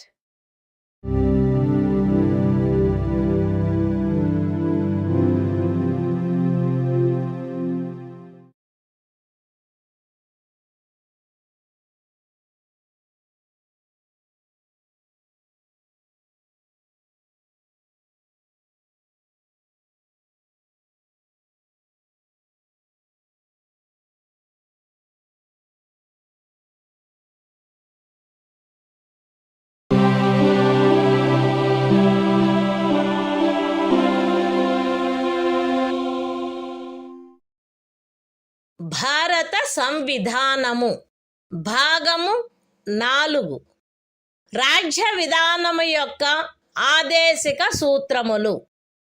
Article 51 అంతర్జాతీయ శాంతి భద్రతలను పెంపొందించుట. రాజ్యము ఈ క్రింది వాటికై ప్రయత్నించవలెను: అంతర్జాతీయ శాంతి భద్రతలను పెంపొందించుట, జాతుల మధ్య న్యాయమైన మరియు గౌరవప్రదమైన సంబంధములను నెలకొల్పుట, సువ్యవస్థిత ప్రజానీకముల పరస్పర వ్యవహారములందు అంతర్జాతీయ శాసనము పట్ల, సంధి బాధ్యతల పట్ల గౌరవమును పెంపొందించుట మరియు అంతర్జాతీయ వివాదముల పరిష్కారము మధ్యవర్తిత్వము ద్వారా జరుగుటను ప్రోత్సహించుట. The Constitution of India, Part 4. Directive Principles of State Policy. Article 51. Promotion of international peace and security. The state shall endeavor to a. Promote international peace and security. b. Maintain just and honorable relations between nations. c. Foster respect for international law and treaty obligations in the dealings of organized peoples with one another. And d. Encourage settlement of international disputes by arbitration.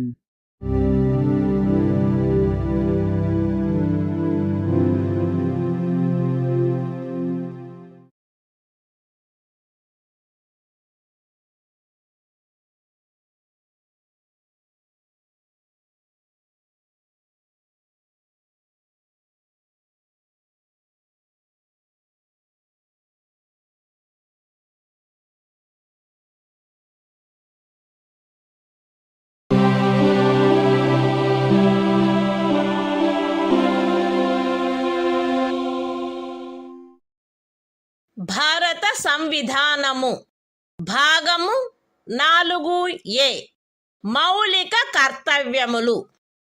Article 51A ప్రతి భారత పౌరునికి సంవిధానమునకు కట్టుబడి ఉండుట మరియు దాని ఆదర్శములను, సంస్థలను, జాతీయ పతాకమును, జాతీయ గీతమును గౌరవించుట, జాతీయ స్వాతంత్ర పోరాటమునకు స్ఫూర్తినిచ్చిన ఉన్నతాదర్శములను జ్ఞప్తి అందించుకొని వాటిని పాటించుట, భారతదేశ సార్వభౌమతను, ఐక్యతను మరియు అఖండతను సమర్థించి కాపాడుట, దేశమును రక్షించుట మరియు కోరినప్పుడు జాతీయ సేవ చేయుట, భారత ప్రజలందరి మధ్య మత, భాష మరియు ప్రాంతము లేక వర్గ వైవిధ్యముల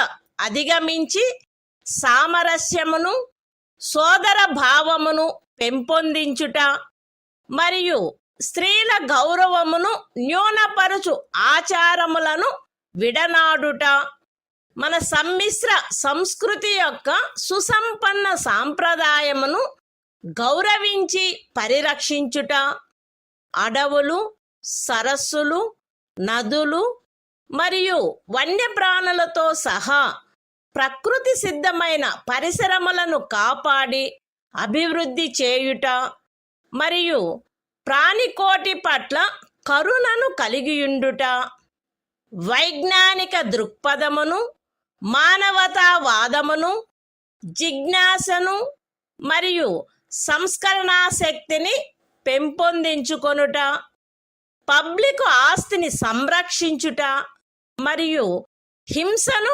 విడనాడుట, దేశ ప్రజల కృషి మరియు సాధనముల ఉన్నత స్థాయిలను నిరంతరం అందుకొనున్నట్లుగా వ్యష్టి మరియు సమష్టి కార్యరంగములన్నింటిలో శ్రేష్టతకై పాటుపడుట, తల్లి, తండ్రి లేక సంరక్షకుడు 6 మరియు 14 సంవత్సరముల మధ్య వయసు కలిగిన తమ పిల్లలకు లేక పోషితునికి విద్యావకాశములను కలగచేయుట కర్తవ్యమై ఉండవలెను.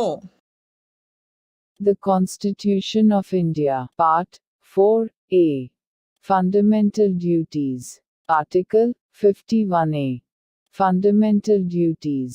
It shall be the duty of every citizen of India to abide by the Constitution and respect its ideals and institutions, the national flag and the national anthem. B. To cherish and follow the noble ideals which inspired our national struggle for freedom. C. To uphold and protect the sovereignty, unity and integrity of India. D. To defend the country and render national service when called upon to do so. A.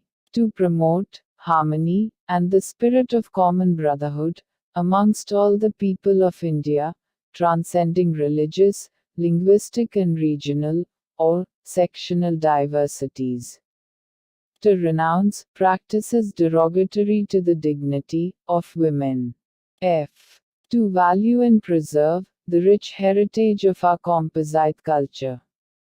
G.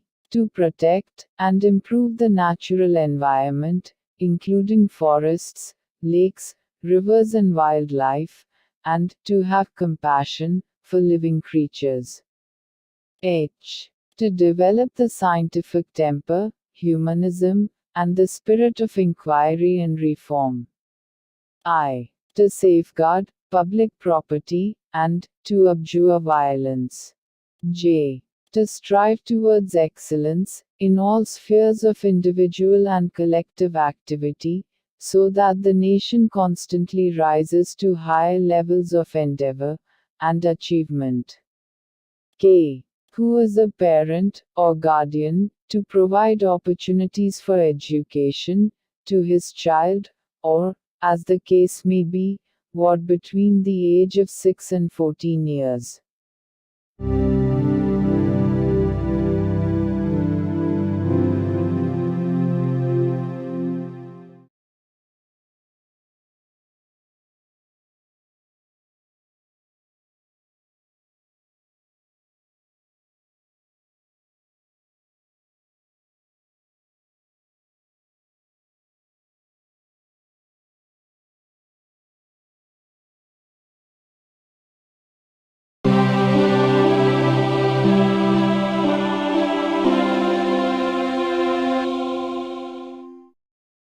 భారత సంవిధానము భాగము 5 సంఘము అధ్యాయం 1 కార్యపాలక వర్గము రాష్ట్రపతి మరియు ఉపరాష్ట్రపతి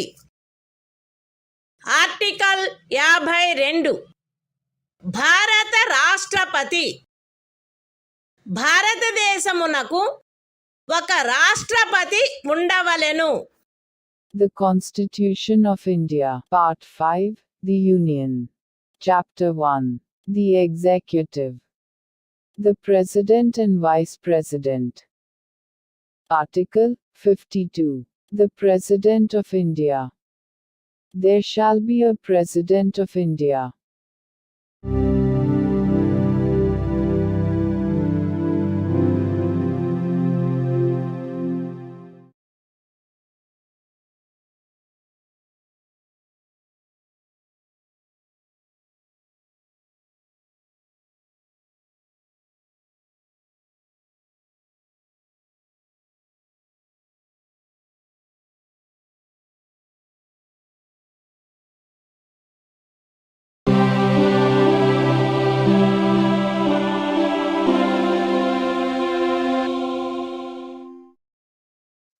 భారత సంవిధానము భాగము 5 సంఘము అధ్యాయము 1 కార్యపాలక వర్గము రాష్ట్రపతి మరియు ఉపరాష్ట్రపతి ఆర్టికల్ 53 సంఘము యొక్క కార్యపాలకాధికారము సంఘము యొక్క కార్యపాలకాధికారము రాష్ట్రపతి యందు నిహితమై ఉండవలెను. ఆయన దానిని స్వయముగా లేక తనకు అధీనస్థులగు అధికారుల ద్వారా ఈ సంవిధానమును అనుసరించి వినియోగించవలెను. పూర్వగామి నిబంధన యొక్క సాధారణతకు భంగము కలగకుండా సంఘము యొక్క రక్షణ బలములపై సర్వాధిపత్యము రాష్ట్రపతి యందు నిహితమై ఉండవలెను మరియు దాని వినియోగము శాసనము ద్వారా క్రమబద్ధము చేయబడవలెను. ఈ అనుచ్ఛేదములోనిదేదియు అస్తిత్వంలోనున్న ఏదేని శాసనము ద్వారా ఏదేని రాజ్య ప్రభుత్వమునకు గాని ఇతర ప్రాధికారికి గాని ప్రదత్తము చేయబడిన ఏవేని కృత్యములను రాష్ట్రపతికి అంతరణ చేయునిదిగా భావింపబడరాదు. లేక రాష్ట్రపతి మినహా ఇతర ప్రాధికారులకు శాసనము ద్వారా కృత్యములను ప్రదత్తము చేయుట నుండి పార్లమెంటును నివారించదు. The Constitution of India, Part 5, The Union. Chapter 1. The Executive. The President and Vice President. Article 53. Executive Power of the Union. 1. The executive power of the Union shall be vested in the President, and shall be exercised by him, either directly, or through officers, subordinate to him, in accordance with this Constitution. 2. Without prejudice to the generality of the foregoing provision, the supreme command of the defense forces of the Union shall be vested in the President, and the exercise thereof shall be regulated by law. 3. Nothing in this article shall be deemed to transfer to the President any functions conferred by any existing law on the government of any state, or other authority, or prevent Parliament from conferring by law functions on authorities other than the President.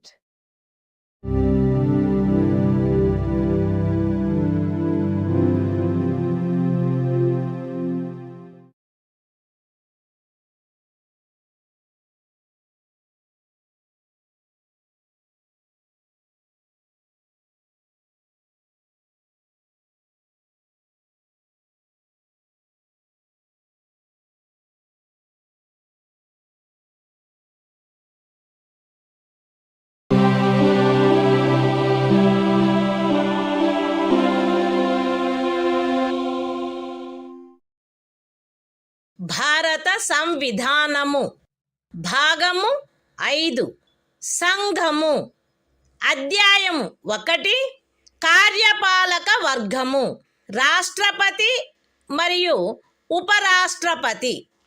Article 54 రాష్ట్రపతి ఎన్నిక. రాష్ట్రపతి ఈ క్రింది వారితో కూడిన నిర్వాచక గణము యొక్క సభ్యులచే ఎన్నుకొనబడవలెను. Parliament ఉభయ సదనములోని ఎన్నుకొనబడిన సభ్యులు మరియు రాజ్య శాసన సభలలోని ఎన్నుకొనబడిన సభ్యులు. విశదీకరణ. ఈ అనుచ్ఛేదము మరియు అనుచ్ఛేదము 55లోని రాజ్యము అను పదములో ఢిల్లీ జాతీయ రాజధాని రాజ్యక్షేత్రము మరియు పాండిచ్చేరి సంఘ రాజ్యక్షేత్రము చేరియుండును. The Constitution of India, Part 5, The Union. Chapter 1. The Executive. The President and Vice President. Article 54. Election of President. The President shall be elected by the members of an electoral college, consisting of a. the elected members of both houses of Parliament, and b. the elected members of the legislative assemblies of the states. Explanation. In this article, and in Article 55, state includes the National Capital Territory of Delhi and the Union Territory of Pondicherry.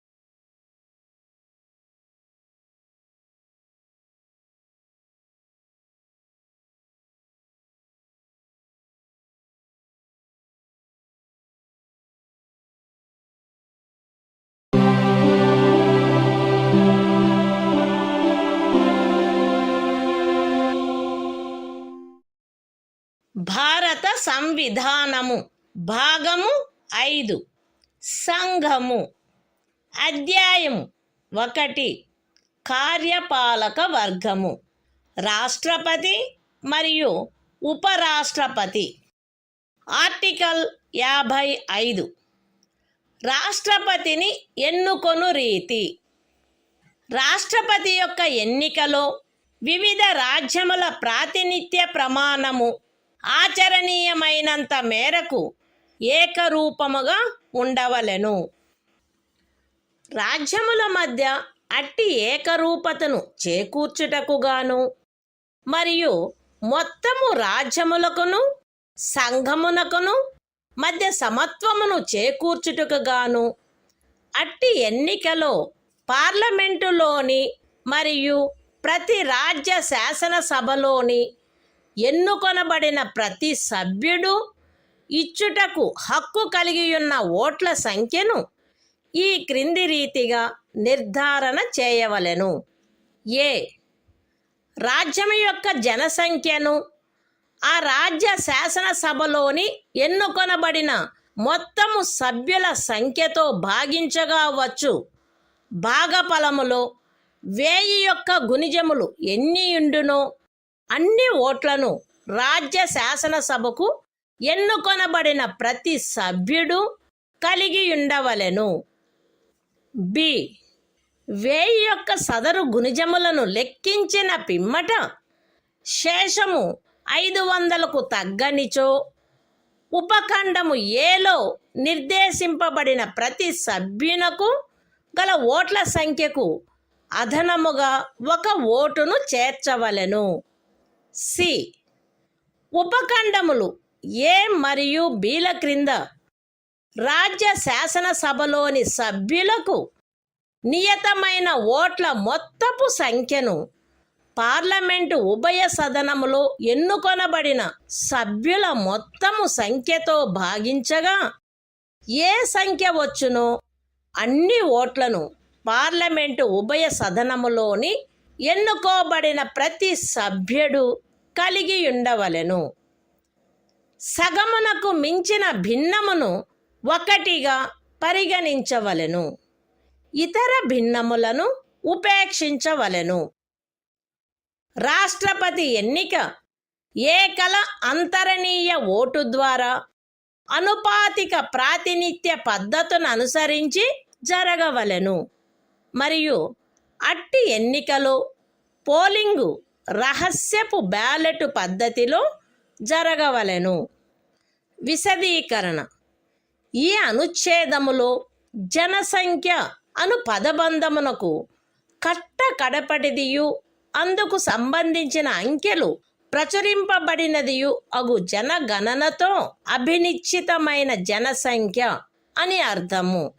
అయితే ఈ విశదీకరణలో కడపటిదియు అందుకు సంబంధించిన అంకెలు ప్రచురింపబడినట్టిదియు అగు జనగణనకు గల నిర్దేశమును 2026వ సంవత్సరం పిమ్మట చేయబడు మొదటి జనగణనకు సంబంధించిన అంకెలు ప్రచురించబడు వరకు 1971వ సంవత్సరపు జనగణనకు నిర్దేశమైనట్లు అన్వయించుకొనవలెను.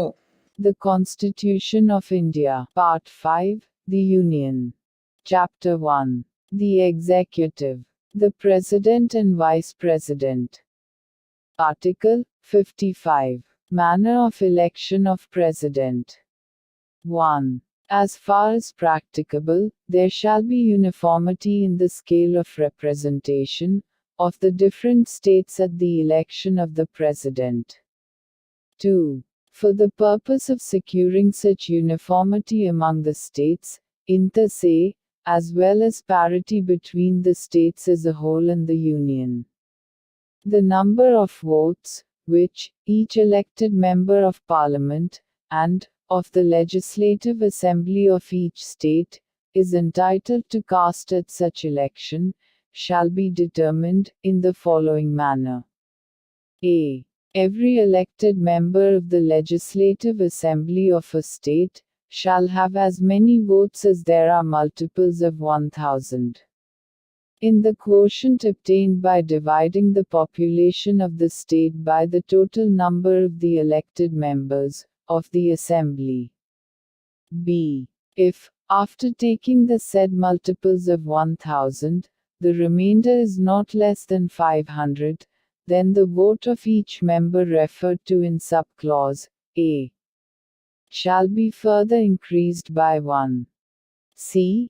Each elected member of either House of Parliament shall have such number of votes as may be obtained by dividing the total number of votes assigned to the members of the legislative assemblies of the states under subclauses A and B by the total number of the elected members of both houses of Parliament, fractions exceeding 1/2 being counted as one and other fractions being disregarded.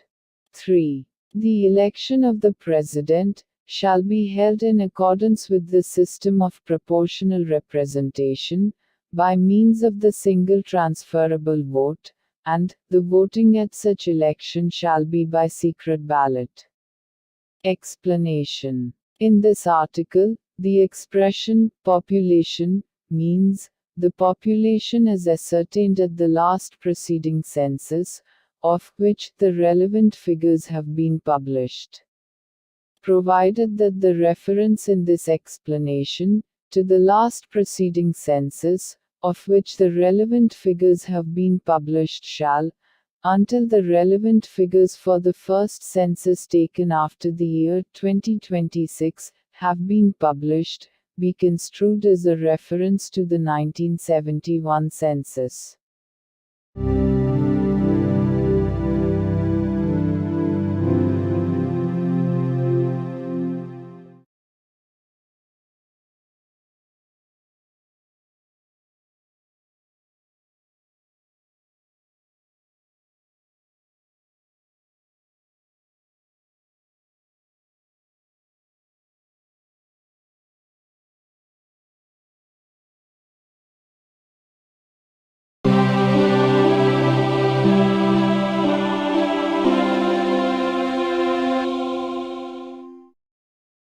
భారత సంవిధానము భాగము 5 సంఘము అధ్యాయము 1 కార్యపాలక వర్గము రాష్ట్రపతి మరియు ఉపరాష్ట్రపతి article 56 రాష్ట్రపతి పదావధి రాష్ట్రపతి తన పదవిలో ప్రవేశించిన తేదీ నుండి 5 సంవత్సరముల కాలావధి వరకు పదవి యందుండవలెను. అయితే రాష్ట్రపతి తన చేవ్రాలుతో ఉపరాష్ట్రపతికి లేఖ రాయుట ద్వారా తన పదవికి రాజీనామా ఇవ్వవచ్చును. రాష్ట్రపతిని సంవిధానాతిక్రమణము కావించినందుకు 61వ అనుచ్ఛేదములో నిబంధించబడిన రీతిగా మహాభియోగము ద్వారా పదవి నుండి తొలగించవచ్చును. రాష్ట్రపతి తన పదావధి ముగిసినప్పటికీ తన ఉత్తరాధికారి ఆ పదవిలో ప్రవేశించు వరకు పదవిలో కొనసాగవలెను. ఖండము 1 యొక్క వినాయింపులోని ఖండము ఏ క్రింద ఉపరాష్ట్రపతికి పంపబడిన రాజీనామా పత్రమును ఆయన లోక్సభ అధ్యక్షునికి తక్షణమే పంపవలెను. The Constitution of India, Part 5, The Union. Chapter 1. The Executive. The President and Vice President. Article 56. Term of Office of President. 1. The President shall hold office for a term of 5 years, from the date on which he enters upon his office. Provided that a. The President may, by writing under his hand addressed to the Vice President, resign his office. b. The President may, for violation of the Constitution, be removed from office by impeachment in the manner provided in Article 61. c. The President shall, notwithstanding the expiration of his term, continue to hold office, until his successor enters upon his office. 2. Any resignation addressed to the Vice President under Clause A of the proviso to Clause 1 shall forthwith be communicated by him to the Speaker of the House of the People.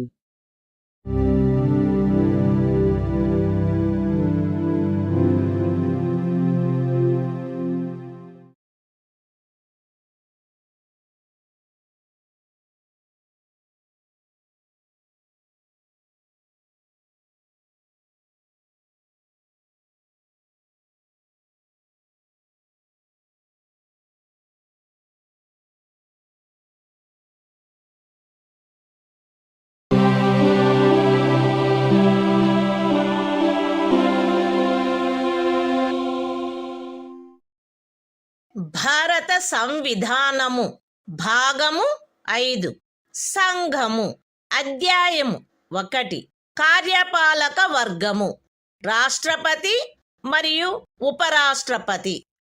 Article 57 తిరిగి ఎన్నికకు పాత్రత. రాష్ట్రపతి పదవియందున్నా లేక ఆ పదవియందుండిన ఏ వ్యక్తి అయినను ఈ సంవిధానములోని ఇతర నిబంధనలకు అత్యధీనమై ఆ పదవికి తిరిగి ఎన్నుకొనుబడుటకు పాత్రుడై ఉండును.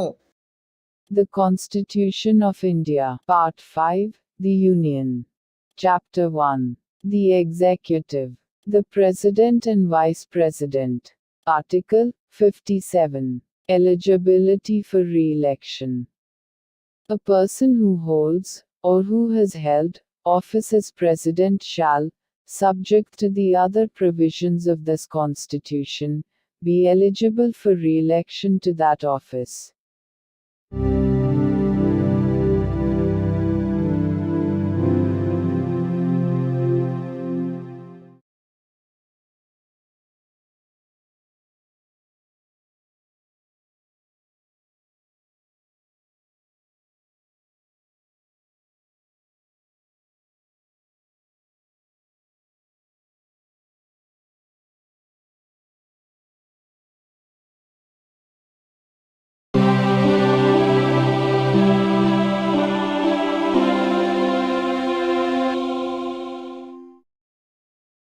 భారత సంవిధానము భాగము 5 సంఘము అధ్యాయము 1 కార్యపాలక వర్గము రాష్ట్రపతి మరియు ఉపరాష్ట్రపతి.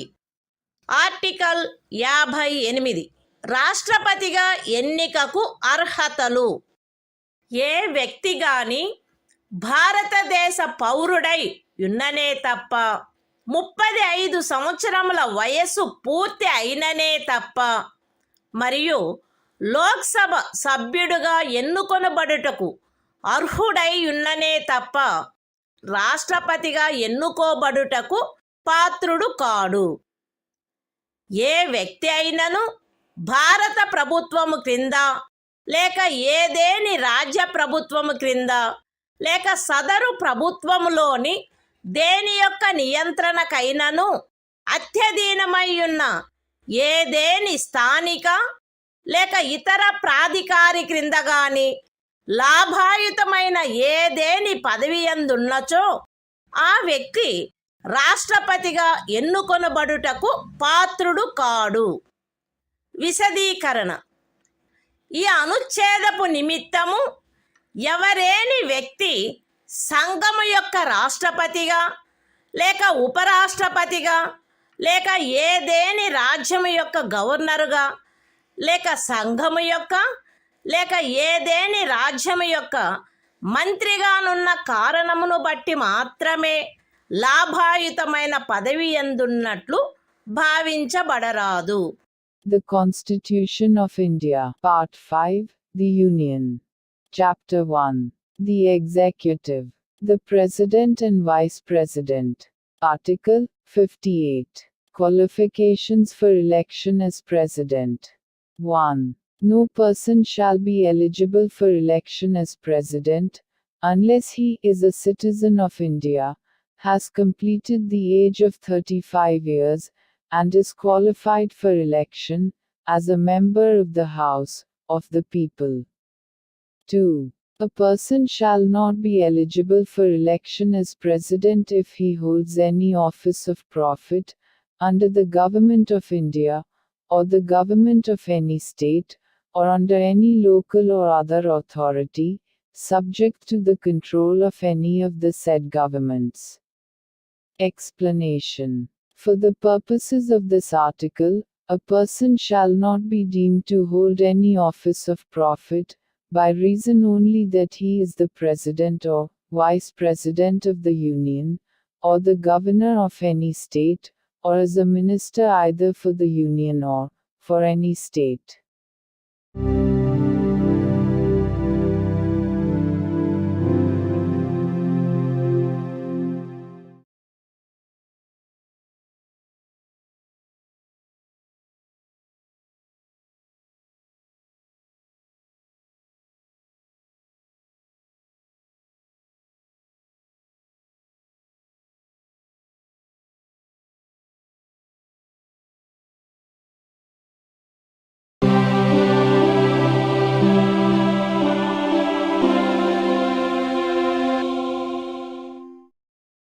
భారత సంవిధానము భాగము 5 సంఘము అధ్యాయము 1 కార్యపాలక వర్గము రాష్ట్రపతి మరియు ఉపరాష్ట్రపతి. ఆర్టికల్ 59 రాష్ట్రపతి పదవీ షరతులు. రాష్ట్రపతి పార్లమెంటు యొక్క లేక ఏదేని రాజ్య శాసన మండలి యొక్క ఏ సదనములో గాని సభ్యుడుగా ఉండరాదు, మరియు పార్లమెంటు యొక్క లేక ఏదేని రాజ్య శాసన మండలి యొక్క ఏ సదనములోని సభ్యుడైనను రాష్ట్రపతిగా ఎన్నుకొనబడినచో ఆయన రాష్ట్రపతి పదవిలో ప్రవేశించిన తేదీ నుండి ఆ సదనములోని తన స్థానమును ఖాళీ చేసినట్లు భావించవలెను. రాష్ట్రపతి లాభాయుతమైన ఏదేని ఇతర పదవి యందు ఉండరాదు. రాష్ట్రపతి అద్దె చెల్లించకుండా తన అధికార నివాస గృహములను ఉపయోగించుకొనుటకు హక్కు కలిగియుండును, మరియు పార్లమెంటు శాసనము ద్వారా నిర్ధారణ చేయు ఉపలబ్ధులకు, భత్యములకు మరియు విశేషాధికారములకు మరియు తద్విషయమున అట్లు నిబంధన చేయబడు వరకు 2వ అనుసూచిలో నిర్దిష్టపరచబడిన ఉపలబ్ధులకు, భత్యములకు మరియు విశేషాధికారములకు ఆయన హక్కు కలిగియుండును. రాష్ట్రపతి యొక్క ఉపలబ్ధులు మరియు భత్యములు ఆయన పదావధిలో తగ్గించబడరాదు. The Constitution of India, Part 5, The Union. Chapter 1. The Executive. The President and Vice President. Article 59. Conditions of President's office. 1. The President shall not be a member of either House of Parliament, or of a House of the Legislature of any state. And, if a member of either House of Parliament or of a House of the Legislature of any state be elected President, he shall be deemed to have vacated his seat in that House, on the date on which he enters upon his office as President. 2. The President shall not hold any other office of profit. 3. The President shall be entitled without payment of rent to the use of his official residences, and shall be also entitled to such emoluments, allowances, and privileges as may be determined by Parliament by law. And, until provision in that behalf is so made, such emoluments, allowances and privileges, as are specified in the second schedule. 4. The emoluments and allowances of the President shall not be diminished during his term of office.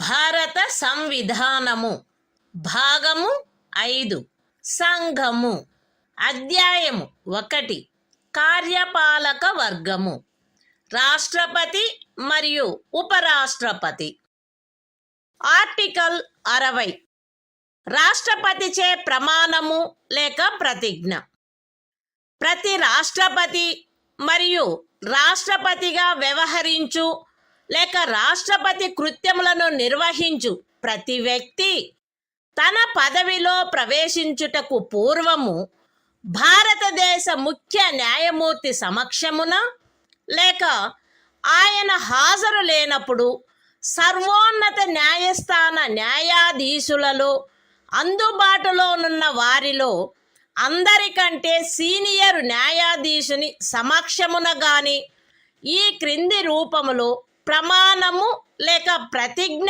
చేసి దానిపై చేవ్రాలు చేయవలెను.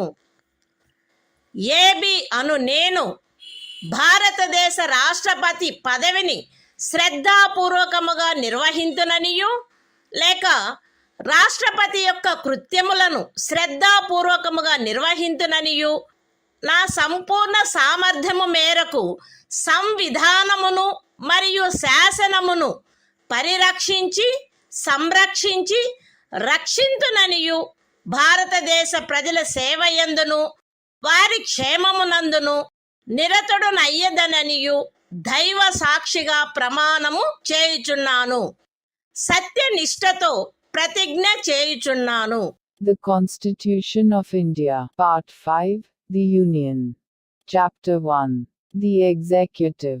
The President and Vice President. Article 60.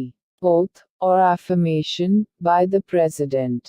Every President, and every person acting as President, or discharging the functions of the President, shall, before entering upon his office, make and subscribe in the presence of the Chief Justice of India, or, in his absence, the senior most judge of the Supreme Court available, an oath or affirmation in the following form, that is to say, I, A.B., do swear in the name of God, that I will faithfully execute the office, solemnly affirm of President, or discharge the functions of the President of India, and will to the best of my ability, preserve, protect and defend the Constitution, and the law, and that I will devote myself to the service and well-being of the people of India.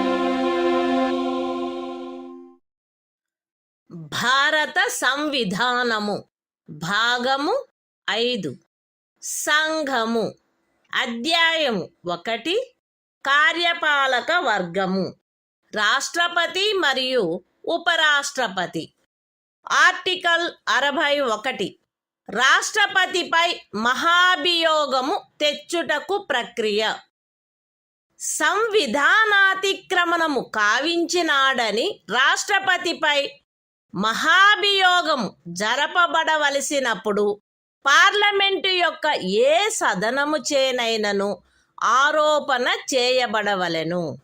అట్టి ఆరోపణ ఏదియు అట్టి ఆరోపణ చేయు ప్రతిపాదన గల తీర్మానమును ప్రస్తావించవలెనను ఉద్దేశము తమకు కలదని ఆ సదనము యొక్క మొత్తము సభ్యుల సంఖ్యలో 4వ వంతుకు తక్కువగాని మంది చేవ్రాలు చేసి వ్రాతపూర్వకముగా నోటీసు ఇచ్చిన పిమ్మట కనీసం 14 దినములు గడిచిన తర్వాత ప్రస్తావించననే తప్ప మరియు అట్టి తీర్మానము ఆ సదనము యొక్క మొత్తము సభ్యుల సంఖ్యలో 2/3 తక్కువ కాని అధిక సంఖ్యాకులచే పాస్ చేయబడిననే తప్ప చేయబడరాదు. పార్లమెంటు యొక్క ఏ సదనమైనను అట్లు ఆరోపణ చేసినప్పుడు 2వ సదనము ఆ ఆరోపణను దర్యాప్తు చేయవలెను లేక దర్యాప్తు చేయించవలెను. మరియు అట్టి దర్యాప్తు జరుగునప్పుడు హాజరగుటకును ప్రతినిధిని పంపుటకును రాష్ట్రపతికి హక్కు ఉండును. దర్యాప్తు ఫలితముగా రాష్ట్రపతిపై చేయబడిన ఆరోపణ స్థిరపడినదని ప్రఖ్యానించు తీర్మానము ఆ ఆరోపణను దర్యాప్తు చేసిన లేక చేయించిన సదనము యొక్క సభ్యుల మొత్తము సంఖ్యలో 3/2 తక్కువ కాని అధిక సంఖ్యాకులచే ఆమోదించబడినచో అట్లు ఆమోదించబడిన తేదీ నుండి ఆ తీర్మానము రాష్ట్రపతిని పదవి నుండి తొలగించు ప్రభావము కలిగియుండును. The Constitution of India, Part 5, The Union. Chapter 1. The Executive. The President and Vice President. Article 61. Procedure for impeachment of the President. 1. When a President is to be impeached for violation of the Constitution, the charge shall be preferred by either House of Parliament. 2. No such charge shall be preferred unless the proposal to prefer such charge is contained in a resolution, which has been moved, after at least 14 days' notice in writing, signed by not less than 1/4 of the total number of members of the House, has been given of their intention to move the resolution. And such resolution has been passed by a majority of not less than 2/3 of the total membership of the House. 3. When a charge has been so preferred by either House of Parliament, the other House shall investigate the charge, or cause the charge to be investigated, and the President shall have the right to appear, and to be represented at such investigation. 4. If as a result of the investigation, a resolution is passed by a majority of not less than 2/3 of the total membership of the House, by which the charge was investigated, or caused to be investigated, declaring that the charge preferred against the President has been sustained, such resolution shall have the effect of removing the President from his office, as from the date on which the resolution is so passed.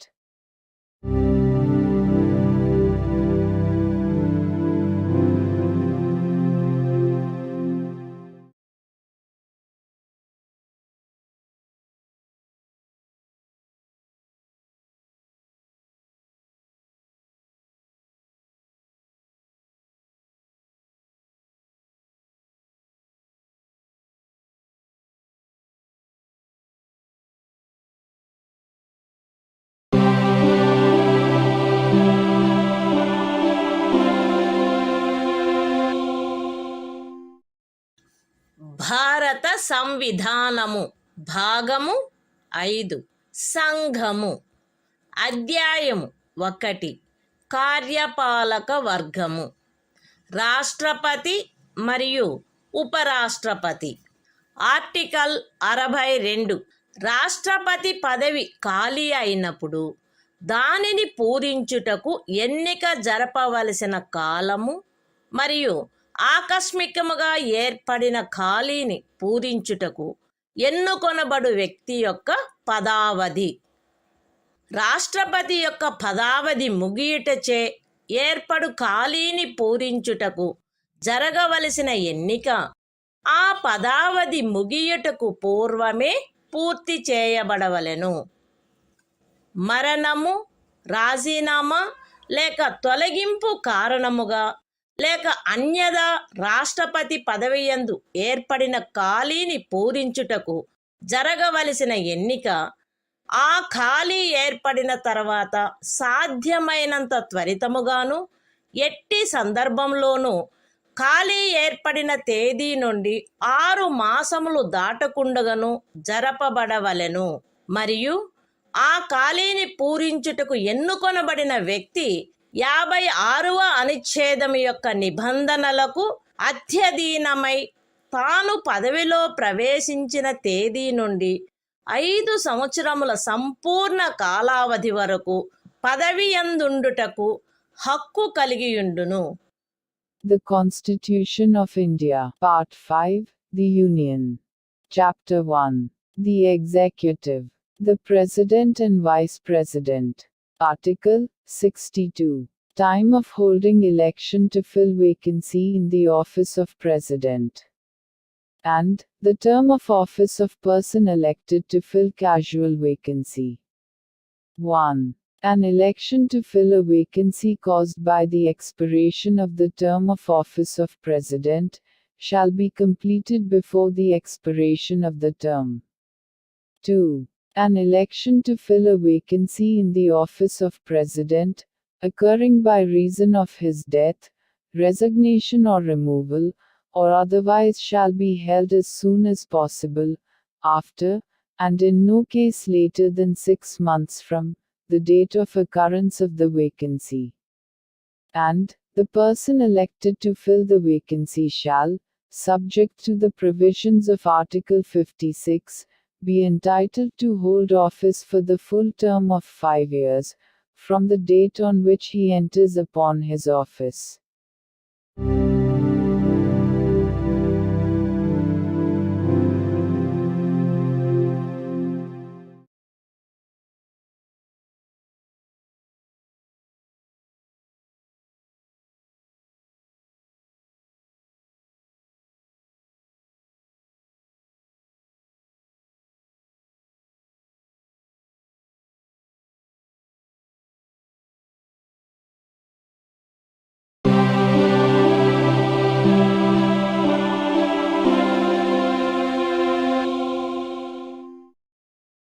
భారత సంవిధానము భాగము 5 సంఘము. అధ్యాయము 1 కార్యపాలక వర్గము. రాష్ట్రపతి మరియు ఉపరాష్ట్రపతి. Article 63 భారత ఉపరాష్ట్రపతి. భారతదేశమునకు ఒక ఉపరాష్ట్రపతి ఉండవలెను. The Constitution of India, Part 5, The Union. Chapter 1. The Executive. The President and Vice President. Article 63. The Vice President of India. There shall be a Vice President of India.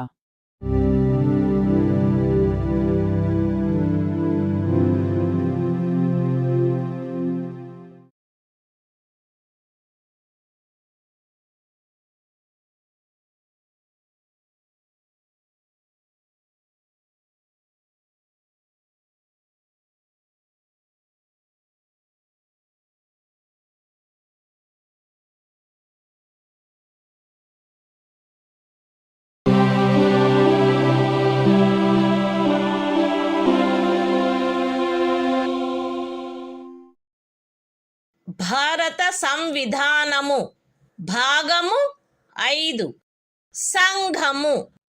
అధ్యాయము 1 కార్యపాలక వర్గము. రాష్ట్రపతి మరియు ఉపరాష్ట్రపతి. ఆర్టికల్ 64. ఉపరాష్ట్రపతి పదవి రీత్యా రాజ్యసభకు సభాపతిగా నుండుట. ఉపరాష్ట్రపతి పదవి రీత్యా రాజ్యసభకు సభాపతి అయ్యుండును. ఆయన లాభాయుతమైన ఏ ఇతర పదవి యందును ఉండరాదు.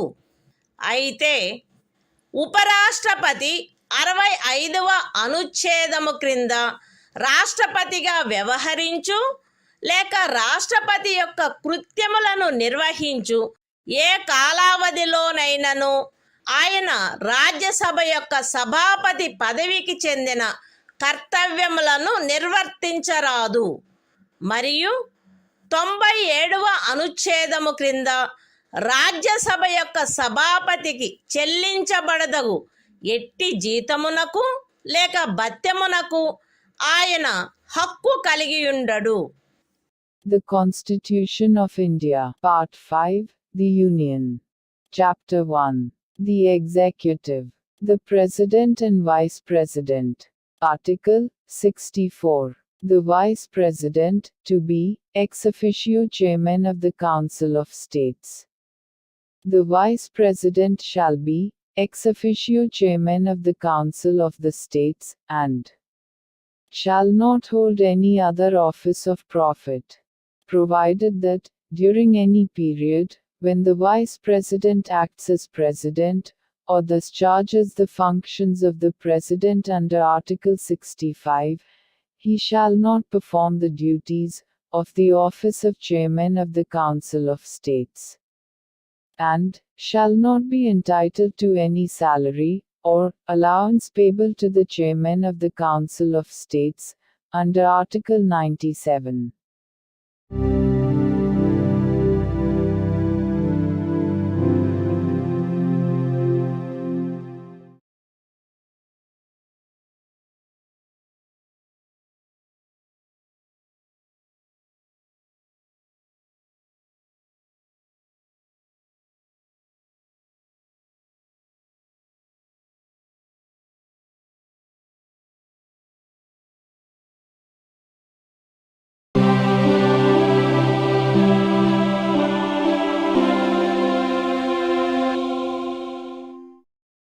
భారత సంవిధానము. భాగము 5 సంఘము. అధ్యాయము 1 కార్యపాలక వర్గము. రాష్ట్రపతి మరియు ఉపరాష్ట్రపతి. ఆర్టికల్ 65. రాష్ట్రపతి పదవిలో ఆకస్మిక ఖాళీ ఏర్పడినప్పుడు, రాష్ట్రపతి హాజరు లేనప్పుడును ఉపరాష్ట్రపతి రాష్ట్రపతిగా వ్యవహరించుట లేక ఆయన కృత్యములను నిర్వహించుట. మరణము, రాజీనామా లేక తొలగింపు కారణముగా లేక అన్యదా రాష్ట్రపతి పదవిలో ఖాళీ ఏర్పడినప్పుడు అట్టి ఖాళీని పూరించుటకు ఈ అధ్యాయము యొక్క నిబంధనలను అనుసరించి ఎన్నుకొనబడిన కొత్త రాష్ట్రపతి తన పదవిలో ప్రవేశించు తేదీ వరకు ఉపరాష్ట్రపతి రాష్ట్రపతిగా వ్యవహరించవలెను. రాష్ట్రపతి హాజరులో లేకుండుట, అస్వస్థత లేక మరేదేని కారణము వలన తన కృత్యములను నిర్వహించజాలని ఎడల ఆయన తన కర్తవ్యములను తిరిగి చేపట్టు తేదీ వరకు ఉపరాష్ట్రపతి రాష్ట్రపతి కృత్యములను నిర్వహించవలెను. ఉపరాష్ట్రపతి అట్లు రాష్ట్రపతిగా వ్యవహరించు లేక రాష్ట్రపతి యొక్క కృత్యములను నిర్వహించు కాలావధిలోను ఆ కాలావధికి సంబంధించి రాష్ట్రపతికి గల సర్వాధికారములను ఉన్ముక్తతాధికారములను కలిగియుండును. పార్లమెంటు శాసనము ద్వారా నిర్ధారణ చేయు ఉపలబ్ధులకు, భత్యములకు మరియు విశేషాధికారములకు మరియు అట్లు నిబంధన చేయబడు వరకు 2వ అనుసూచిలో నిర్దిష్టపరచబడిన ఉపలబ్ధులకు, భత్యములకు మరియు విశేషాధికారములకు ఆయన హక్కు కలిగియుండును. The Constitution of India, Part 5, The Union. Chapter 1. The Executive. The President and Vice President. Article 65. The Vice President, to act as President, or to discharge his functions, during casual vacancies in the office, or during the absence of President. 1. In the event of the occurrence of any vacancy in the office of the President, by reason of his death, resignation, or removal, or otherwise, the Vice President shall act as President, until the date on which a new President, elected, in accordance with the provisions of this chapter, to fill such vacancy, enters upon his office. 2. When the President is unable to discharge his functions, owing to absence, illness or any other cause, the Vice President shall discharge his functions, until the date on which the President resumes his duties. 3. The Vice President shall, during, and in respect of, the period while he is so acting as, or discharging the functions of President, have all the powers and immunities of the President, and be entitled to such emoluments, allowances and privileges, as may be determined by Parliament, by law. And, until provision in that behalf is so made, such emoluments, allowances and privileges, as are specified in the second schedule.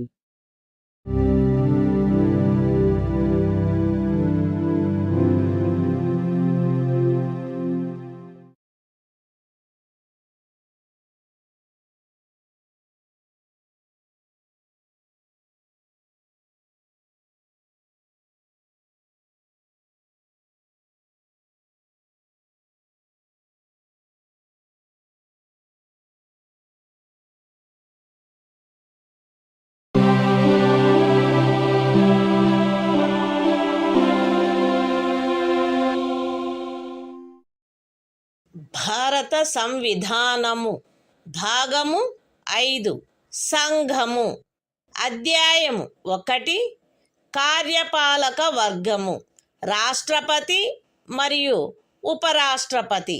Article 66 ఉపరాష్ట్రపతి ఎన్నిక. ఉపరాష్ట్రపతి parliament ఉభయ సదనముల సభ్యులతో కూడిన నిర్వాచక గణము యొక్క సభ్యులచే ఏకల అంతరణీయ vote ద్వారా అనుపాతిక ప్రాతినిధ్య పద్ధతిని అనుసరించి ఎన్నుకొనబడవలెను మరియు అట్టి ఎన్నికలలో ఓటింగు రహస్యపు బ్యాలెట్ పద్ధతిని జరగవలెను. ఉపరాష్ట్రపతి పార్లమెంటు యొక్క లేక ఏదేని రాజ్య శాసన మండలి యొక్క ఏ సదనములో గాని సభ్యుడుగా ఉండరాదు మరియు పార్లమెంటు యొక్క లేక ఏదేని రాజ్య శాసన మండలి యొక్క ఏ సదనములోని సభ్యుడైనను ఉపరాష్ట్రపతిగా ఎన్నుకోబడినచో ఆయన ఉపరాష్ట్రపతి పదవిలో ప్రవేశించిన తేదీ నుండి ఆ సదనములోని తన స్థానమును ఖాళీ చేసినట్లు భావించబడవలెను. ఏ వ్యక్తి గాని ఆయన భారతదేశ పౌరుడై ఉన్ననే తప్ప ఆయనకు 35 సంవత్సరముల వయస్సు పూర్తి అయిననే తప్ప మరియు ఆయన రాజ్యసభ సభ్యుడుగా ఎన్నుకొనబడుటకు అర్హుడై ఉన్ననే తప్ప ఉపరాష్ట్రపతిగా ఎన్నుకొనబడుటకు పాత్రుడు కాడు. ఏ వ్యక్తి అయినను భారత ప్రభుత్వము క్రింద గాని ఏదేని రాజ్య ప్రభుత్వము కింద గాని సదరు ప్రభుత్వములలో దేని యొక్క నియంత్రణకైనను అధ్యధీనమయ్యున్న ఏదేని స్థానిక లేక ఇతర ప్రాధికారి క్రింద గాని లాభాయుతమైన ఏదేని పదవి యందున్నచో ఆ వ్యక్తి ఉపరాష్ట్రపతిగా ఎన్నుకొనబడుటకు పాత్రుడు కాడు. విశదీకరణ: ఈ అనుచ్ఛేదపు నిమిత్తము ఎవరేని వ్యక్తి సంఘము యొక్క రాష్ట్రపతిగా లేక ఉపరాష్ట్రపతిగా లేక ఏదేని రాజ్యము యొక్క గవర్నరుగా లేక సంఘము యొక్క లేక ఏదేని రాజ్యము యొక్క మంత్రిగా ఉన్న కారణమును బట్టి మాత్రమే లాభాయుతమైన పదవి యందున్నట్లు భావించరాదు. The Constitution of India, Part 5, The Union. Chapter 1. The Executive. The President and Vice President. Article 66. Election of Vice President. 1. The Vice President shall be elected by the members of an electoral college, consisting of the members of both houses of Parliament, in accordance with the system of proportional representation, by means of the single transferable vote, and the voting at such election shall be by secret ballot. 2. The Vice President shall not be a member of either House of Parliament or of a House of the Legislature of any state. And, if a member of either House of Parliament or of a House of the Legislature of any state be elected Vice President, he shall be deemed to have vacated his seat in that House, on the date on which he enters upon his office, as Vice President. 3. No person shall be eligible for election as Vice President, unless he is a citizen of India. B. Has completed the age of 35 years, and C. Is qualified for election, as a member of the Council of States. 4. A person shall not be eligible for election as Vice President, if he holds any office of profit, under the Government of India, or the Government of any state, or under any local, or other authority, subject to the control of any of the said governments. Explanation. For the purposes of this article, a person shall not be deemed to hold any office of profit, by reason only that he is the President or Vice President of the Union, or the Governor of any state, or is a minister either for the Union, or for any state.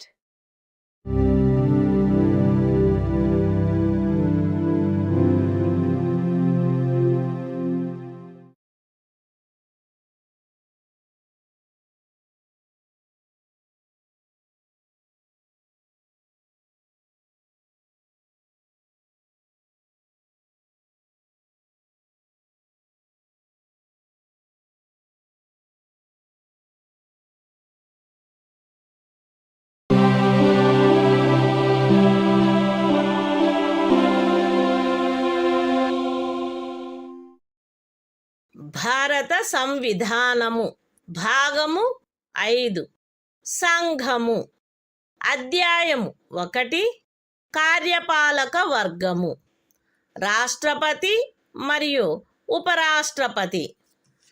Article 67 ఉపరాష్ట్రపతి పదావధి. ఉపరాష్ట్రపతి తన పదవిలో ప్రవేశించిన తేదీ నుండి 5 సంవత్సరముల కాలావధి వరకు పదవి యందుండును. అయితే ఉపరాష్ట్రపతి తన చేవ్రాలుతో రాష్ట్రపతికి లేఖ వ్రాయుట ద్వారా తన పదవికి రాజీనామా ఇవ్వవచ్చును. ఉపరాష్ట్రపతి రాజ్యసభలో అప్పుడు సభ్యులుగానున్న వారందరిలో అధిక సంఖ్యాకులచే ఆమోదించబడి లోక్సభచే అంగీకరించబడిన తీర్మానము ద్వారా పదవి నుండి తొలగించబడవచ్చును. కానీ ఈ ఖండము నిమిత్తము తీర్మానమేదియు దానిని ప్రస్తావించవలెనను ఉద్దేశము కలదను నోటీసు ఇచ్చి కనీసము 14 దినములు గడిచిననే తప్ప ప్రస్తావించబడరాదు. ఉపరాష్ట్రపతి తన పదావధి ముగిసినప్పటికీ తన ఉత్తరాధికారి ఆ పదవిలో ప్రవేశించు వరకు పదవిలో కొనసాగవలెను. The Constitution of India, Part 5, The Union. Chapter 1. The Executive. The President and Vice President. Article 67. Term of office of Vice President. The Vice President shall hold office for a term of 5 years from the date on which he enters upon his office, provided that a. A Vice President may, by writing under his hand addressed to the President, resign his office. b. A Vice President may be removed from his office by a resolution of the Council of States, passed by a majority of all the then members of the Council and agreed to by the House of the People.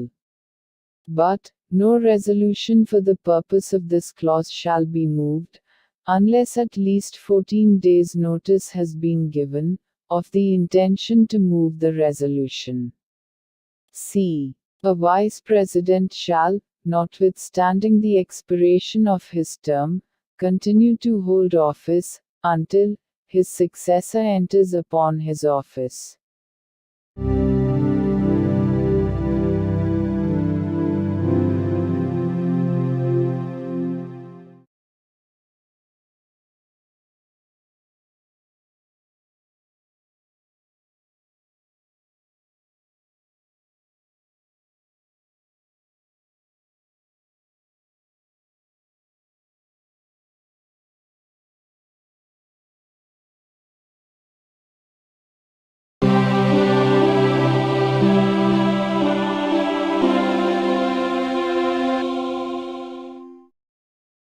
భారత సంవిధానము భాగము 5 సంఘము అధ్యాయము 1 కార్యపాలక వర్గము రాష్ట్రపతి మరియు ఉపరాష్ట్రపతి.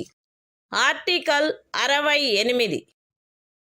ఉపరాష్ట్రపతి పదవి ఖాళీ అయినప్పుడు దానిని పూరించుటకు ఎన్నిక జరపవలసిన కాలము మరియు ఆకస్మికముగా ఏర్పడిన ఖాళీని పూరించుటకు ఎన్నుకొనబడు వ్యక్తి యొక్క పదావధి.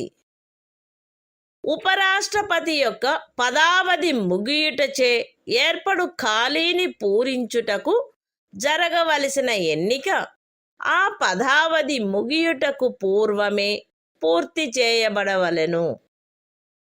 మరణము, రాజీనామా లేక తొలగింపు కారణముగా లేక అన్యథా ఉపరాష్ట్రపతి పదవియందు ఏర్పడిన ఖాళీని పూరించుటకు జరపవలసిన ఎన్నిక ఆ ఖాళీ ఏర్పడిన తరువాత సాధ్యమైనంత త్వరితముగా జరపబడవలెను మరియు ఆ ఖాళీని పూరించుటకు ఎన్నుకొనబడిన వ్యక్తి 67వ అనుచ్ఛేదము యొక్క నిబంధనలకు అత్యధీనమై తాను పదవిలో ప్రవేశించిన తేదీ నుండి 5 సంవత్సరముల సంపూర్ణ కాలావధి వరకు పదవి యందుండుటకు హక్కు కలిగియుండును. The Constitution of India, Part 5, The Union. Chapter 1. The Executive. The President and Vice President. Article 68. Time of holding election to fill vacancy in the office of Vice President. And the term of office of person elected to fill casual vacancy. 1. An election to fill a vacancy caused by the expiration of the term of office of Vice President shall be completed before the expiration of the term. 2. An election to fill a vacancy in the office of Vice President occurring by reason of his death, resignation or removal, or otherwise shall be held as soon as possible after the occurrence of the vacancy. and the person elected to fill the vacancy shall, subject to the provisions of Article 67, be entitled to hold office for the full term of 5 years from the date on which he enters upon his office.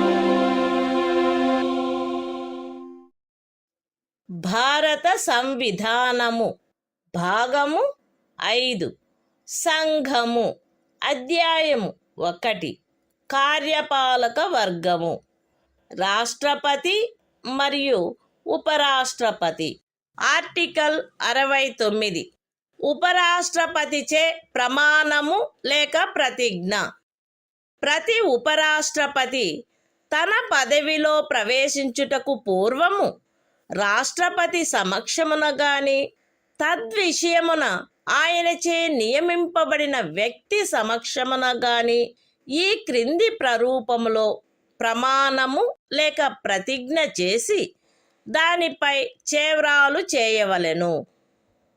AB అను నేను శాసనము ద్వారా స్థాపితమైన భారత సంవిధానము పట్ల యథార్థమైన శ్రద్ధానిష్టలను కలిగియుందుననియు మరియు నేను వహింపనున్న కర్తవ్యములను శ్రద్ధాపూర్వకముగా నిర్వహింతుననియు దైవ సాక్షిగా ప్రమాణం చేయుచున్నాను, సత్యనిష్టతో ప్రతిజ్ఞ చేయుచున్నాను. The Constitution of India, Part 5, The Union. Chapter 1. The Executive. The President and Vice President. Article 69. Oath, or affirmation, by the Vice President. Every Vice President shall, before entering upon his office, make and subscribe before the President, or some person appointed in that behalf, by him, an oath or affirmation, in the following form, that is to say, I, A.B., do swear in the name of God, that I will bear true faith and solemnly affirm allegiance to the Constitution of India, as by law established, and that I will faithfully discharge the duty upon which I am about to enter.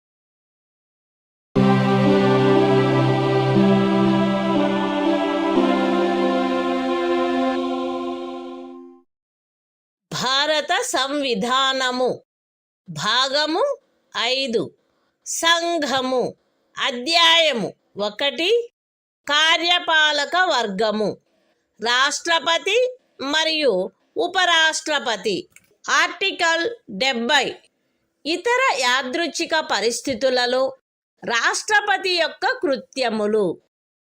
ఈ అధ్యాయములో నిబంధించబడని ఎట్టి యాదృచ్ఛిక పరిస్థితిలోనైనను రాష్ట్రపతి యొక్క కృత్యములను నిర్వహించుటకు parliament తాను సబబని తలచు నిబంధన చేయవచ్చును. The Constitution of India, Part 5, The Union. Chapter 1. The Executive. The President and Vice President. Article 70. Discharge of President's functions in other contingencies. Parliament may make such provision, as it thinks fit, for the discharge of the functions of the President, in any contingency, not provided for in this chapter.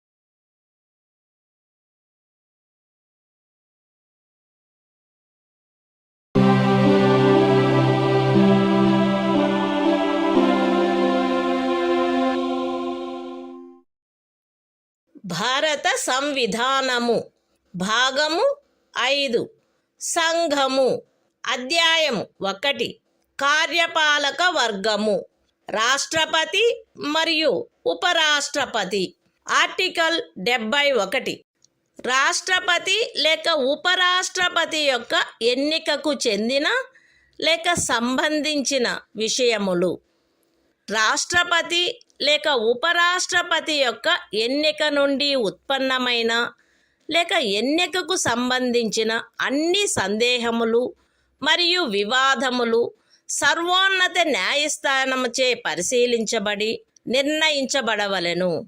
అట్టి నిర్ణయము అంతిమమైనదై ఉండును.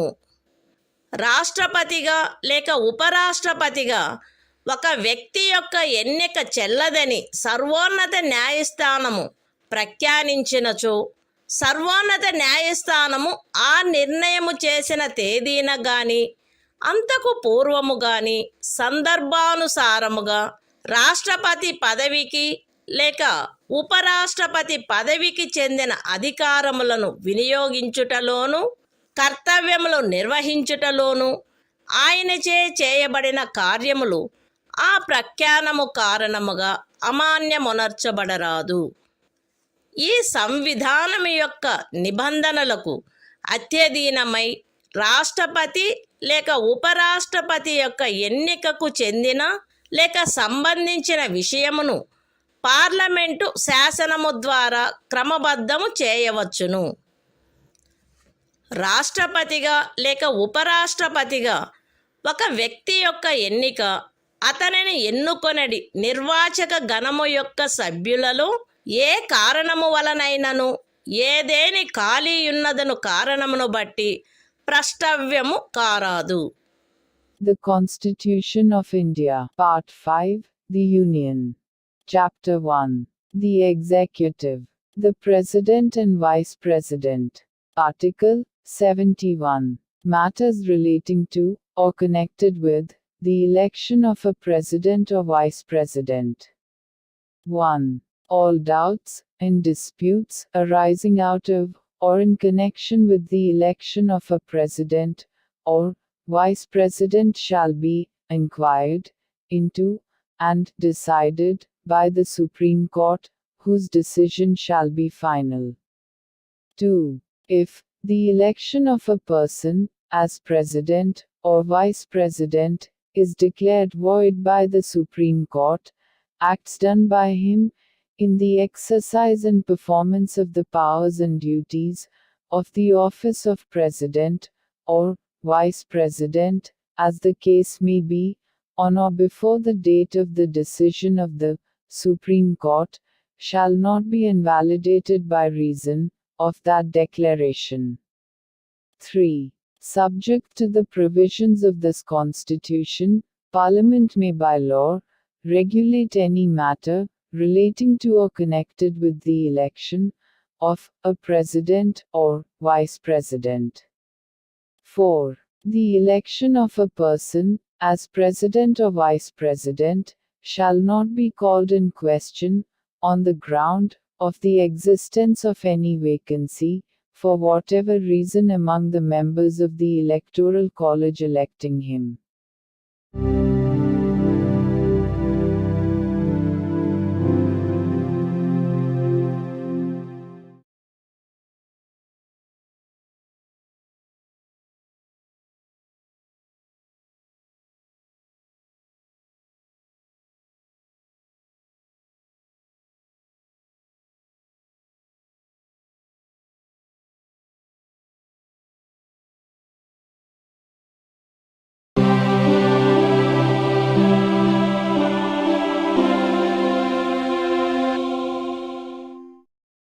భారత సంవిధానము భాగము 5 సంఘము అధ్యాయము 1 కార్యపాలక వర్గము రాష్ట్రపతి మరియు ఉపరాష్ట్రపతి ఆర్టికల్ 72 కొన్ని సందర్భములలో క్షమాపణలు మొదలైన వాటిని మంజూరు చేయుటకు మరియు దండనోత్తర్వును సస్పెండ్ చేయుటకు పరిహరించుటకు లేక లఘూకరించుటకు రాష్ట్రపతి యొక్క అధికారము. రాష్ట్రపతి ఈ క్రింది సందర్భములలో నేర నిర్ణీతుడైన వ్యక్తికి క్షమాపణలను, తాత్కాలిక నిలుపుదలను, వాయిదాలను లేక పరిహరణలను మంజూరు చేయుటకు, లేక ఆ వ్యక్తిపై విధించబడిన దండనోత్తర్వును సస్పెండు చేయుటకు, పరిహరించుటకు లేక లఘూకరించుటకు అధికారము కలిగియుండును. శిక్ష లేక దండనోత్తరువు సైనిక న్యాయస్థానముచే విధించబడిన అన్ని సందర్భములలో సంఘము యొక్క కార్యపాలనాధికారంలో చేరియున్న విషయమునకు సంబంధించిన ఏదేని శాసనమునకు విరుద్ధమగు అపరాధమునకై శిక్ష లేక దండనోత్తరు విధించబడిన అన్ని సందర్భములలో దండనోత్తరు మరణ దండనోత్తరు అయిన అన్ని సందర్భములలో ఏదేని సైనిక న్యాయస్థానముచే ఇవ్వబడిన దండనోత్తరువును సస్పెండు చేయుటకు, పరిహరించుటకు లేక లఘూకరించుటకు సంఘమునకు చెందిన సాయుధ బలముల యొక్క ఎవరేని అధికారికి శాసనము ద్వారా ప్రదత్తము చేయబడిన అధికారమునకు ఖండము 1 యొక్క ఉపఖండము ఏలో ఉన్నదేదియు భంగము కలిగించదు. మరణ దండనోత్తరువును సస్పెండు చేయుటకు, పరిహరించుటకు లేక లఘూకరించుటకు తత్సమయమున అమలులోనున్న ఏదేని శాసనము క్రింద ఒక రాజ్య గవర్నరుచే వినియోగించబడదగు అధికారమునకు ఖండము 1 యొక్క ఉపఖండము సిలో ఉన్నదేదియు భంగము కలిగించదు. The Constitution of India, Part 5, The Union. Chapter 1. The Executive. The President and Vice President. Article 72. Power of President to grant pardons, etc. and to suspend, remit, or commute sentences in certain cases. 1. The President shall have the power to grant pardons, reprieves, respites, or remissions of punishment, or to suspend, remit, or commute the sentence of any person convicted of any offense, in all cases where the punishment or sentence is by a court-martial. B. In all cases where the punishment or sentence is for an offense against any law relating to a matter to which the executive power of the Union extends. C. In all cases where the sentence is a sentence of death. 2. Nothing in subclause A of clause 1 shall affect the power conferred by law on any officer of the armed forces of the Union to suspend, remit, or commute a sentence passed by a court-martial. 3. Nothing in subclause C of clause 1 shall affect the power to suspend, remit, or commute a sentence of death exercisable by the governor of a state under any law for the time being in force.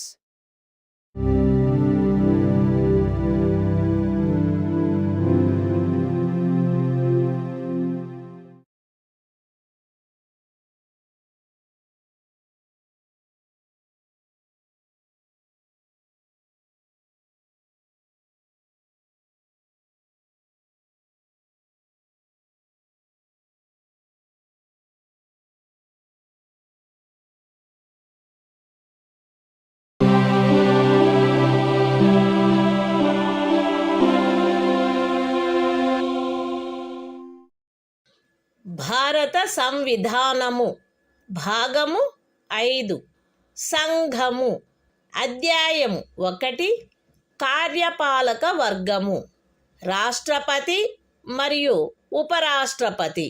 Article 73 సంఘము యొక్క కార్యపాలకాధికార విస్తరణ. ఈ సంవిధాన నిబంధనలకు అధ్యయనమై సంఘము యొక్క కార్యపాలకాధికారములో ఈ క్రిందివి చేరియుండును.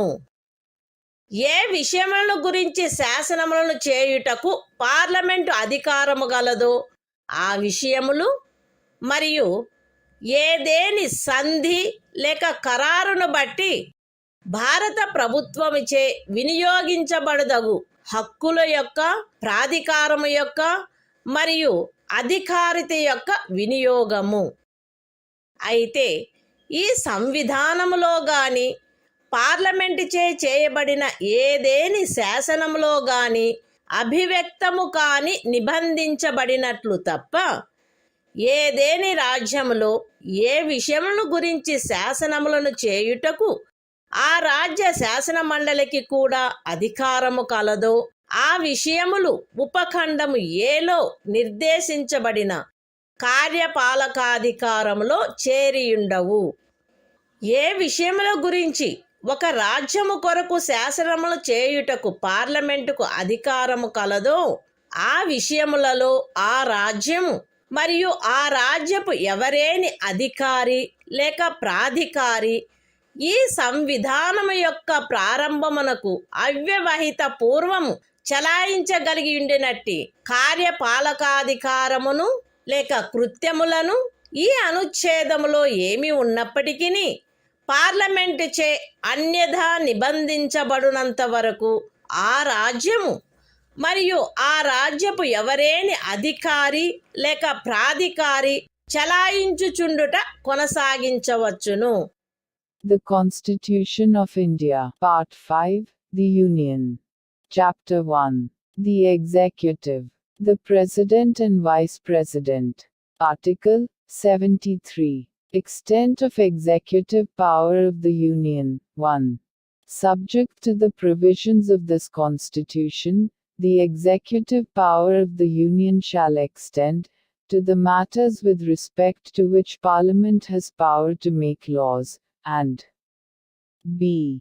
to the exercise of such rights, authority, and jurisdiction as are exercisable by the Government of India, by virtue of any treaty or agreement, provided that the executive power referred to in subclause A shall not, save as expressly provided in this Constitution, or in any law made by Parliament, extend, in any state to matters with respect to which the legislature of the state has also power to make laws.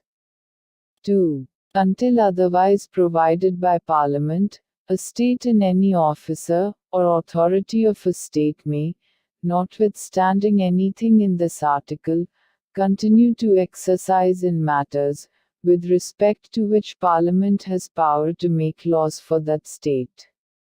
Such executive power or functions, as the state or officer, or authority thereof, could exercise immediately before the commencement of this Constitution.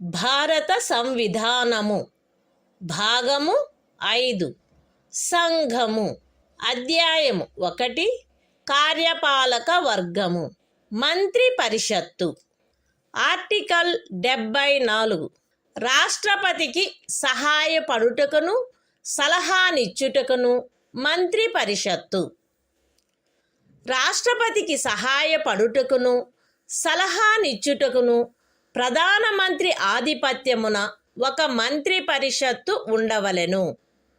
రాష్ట్రపతి తన కృత్యములను నిర్వహించుటలో అట్టి సలహాననుసరించి వ్యవహరించవలెను.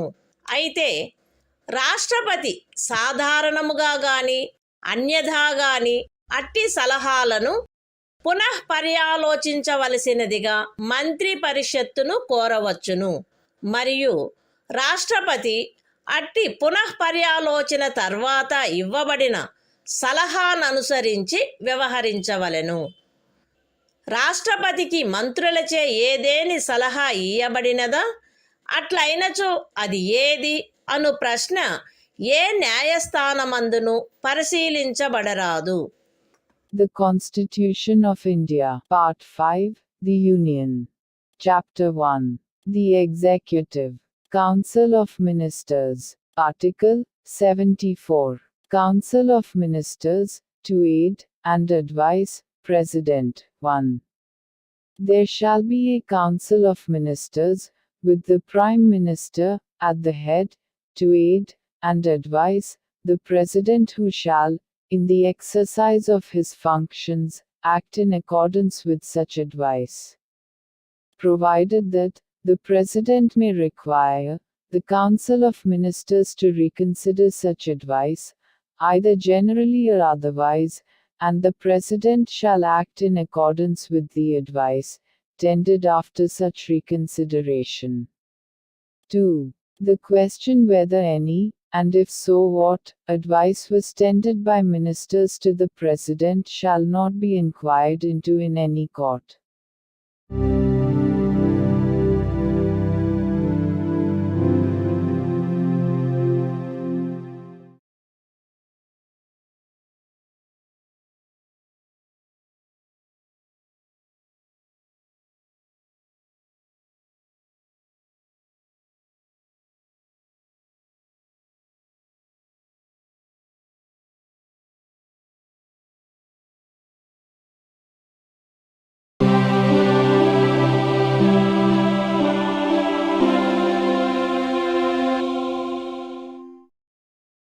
భారత సంవిధానము భాగము 5 సంఘము. అధ్యాయము 1 కార్యపాలక వర్గము. మంత్రి పరిషత్తు. ఆర్టికల్ 75. మంత్రులను గూర్చిన ఇతర నిబంధనలు. ప్రధానమంత్రి రాష్ట్రపతిచే నియమించబడవలెను. ఇతర మంత్రులు ప్రధానమంత్రి సలహాపై రాష్ట్రపతిచే నియమించబడవలెను. మంత్రి పరిషత్తులో ప్రధానమంత్రితో సహా మొత్తము మంత్రుల సంఖ్య లోక్సభలోని మొత్తము సభ్యుల సంఖ్యలో 15% మించరాదు.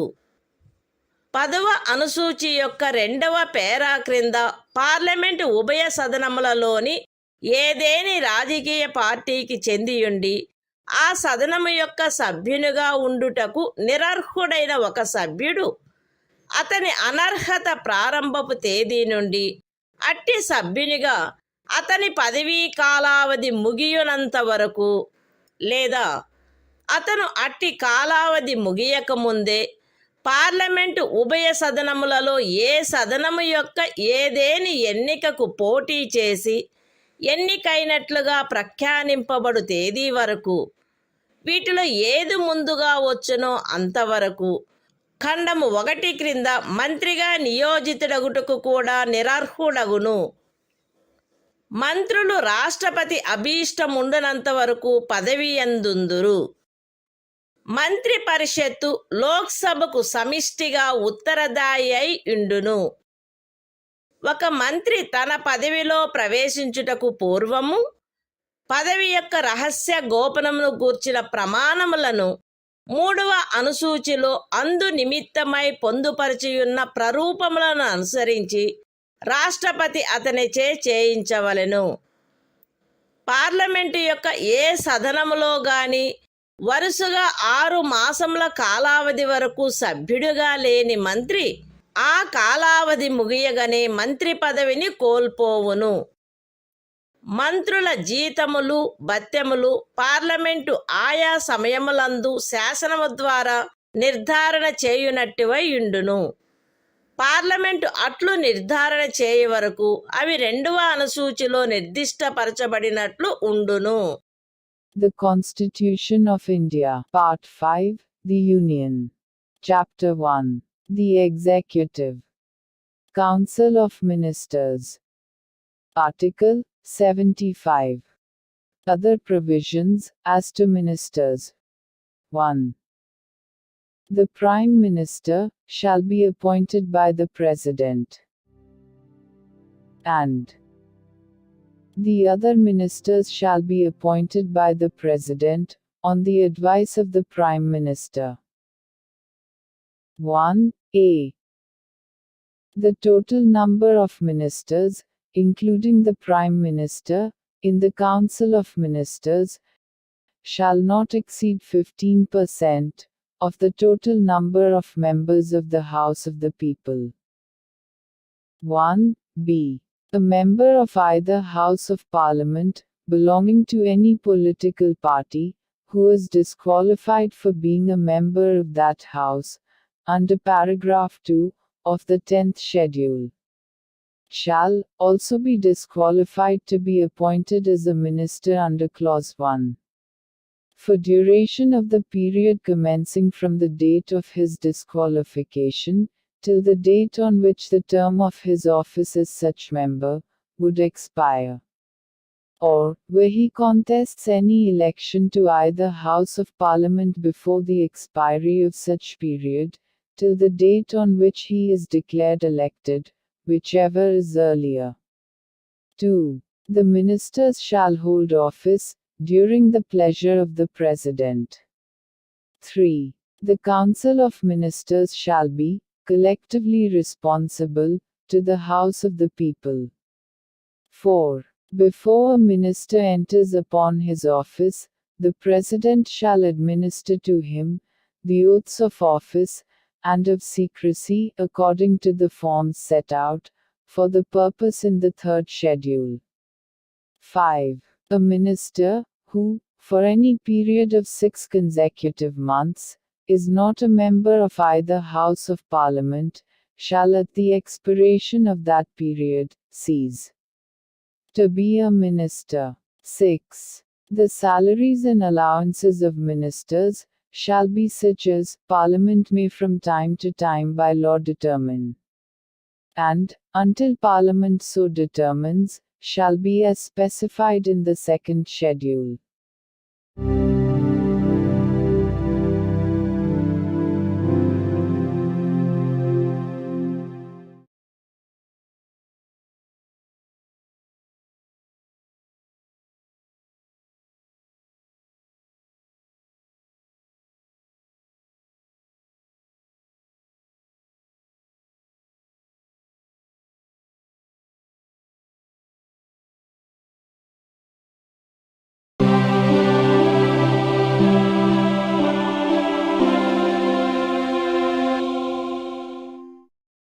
భారత సంవిధానము భాగము 5 సంఘము అధ్యాయము 1 కార్యపాలక వర్గము భారతదేశ అటార్నీ జనరలు ఆర్టికల్ 76 సర్వోన్నత న్యాయస్థానము యొక్క న్యాయాధీశుడిగా నియమించబడుటకు అర్హుడైన వ్యక్తిని రాష్ట్రపతి భారతదేశపు అటార్నీ జనరలుగా నియమించవలెను. ఆయా సమయములందు శాసనిక విషయములలో రాష్ట్రపతిచే తనకు నిర్దేశించబడు వాటిపై భారత ప్రభుత్వమునకు సలహానిచ్చుటయు, రాష్ట్రపతిచే తనకు అప్పగించబడు శాసనిక స్వభావము గల ఇతర కర్తవ్యములను నిర్వర్తించుటయు ఈ సంవిధానము ద్వారా గాని దాని క్రింద గాని తత్సమయమున అమలులోనున్న ఏదేని ఇతర శాసనము ద్వారా గాని దాని క్రింద గాని తనకు ప్రదత్తము చేయబడిన కృత్యములను నిర్వహించుటయు అటార్నీ జనరల్ యొక్క కర్తవ్యమై ఉండును. అటార్నీ జనరలు తన కర్తవ్యములను నిర్వహించుటలో భారతదేశ రాజ్య క్షేత్రములోని న్యాయస్థానములన్నింటిలో వాదనాధికారమును కలిగియుండును.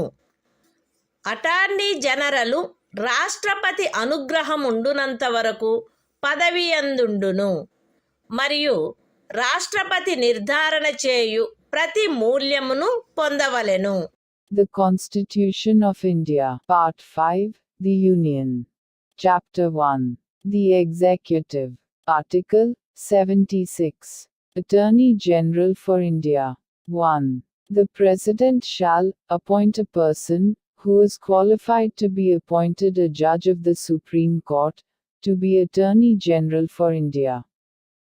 2. It shall be the duty of the Attorney General to give advice to the Government of India upon such legal matters, and to perform such other duties of a legal character as may from time to time be referred or assigned to him by the President, and to discharge the functions conferred on him by or under this Constitution or any other law for the time being in force. 3. In the performance of his duties, the Attorney General shall have right of audience in all courts in the territory of India. 4. The Attorney General shall hold office during the pleasure of the President, and shall receive such remuneration as the President may determine.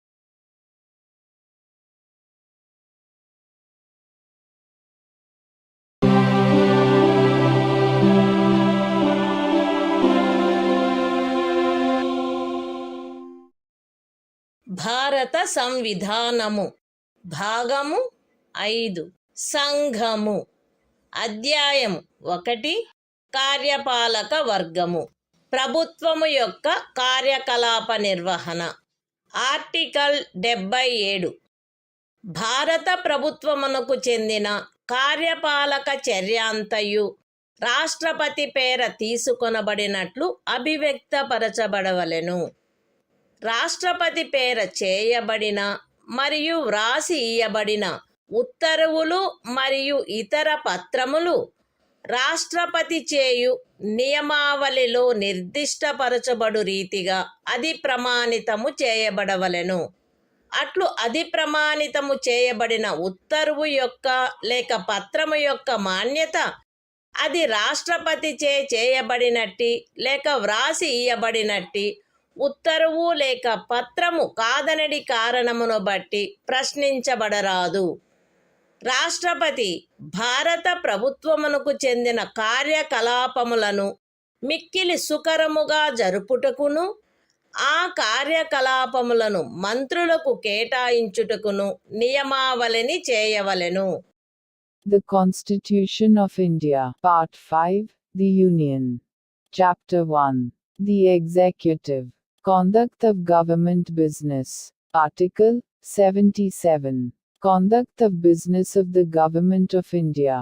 1. All executive action of the Government of India shall be expressed to be taken in the name of the President.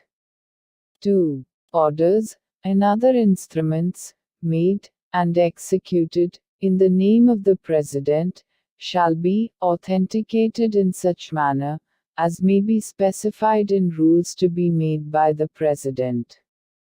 And the validity of an order or instrument which is so authenticated shall not be called in question on the ground that it is not an order or instrument made or executed by the President. 3. The President shall make rules for the more convenient transaction of the business of the Government of India, and for the allocation among ministers of the said business.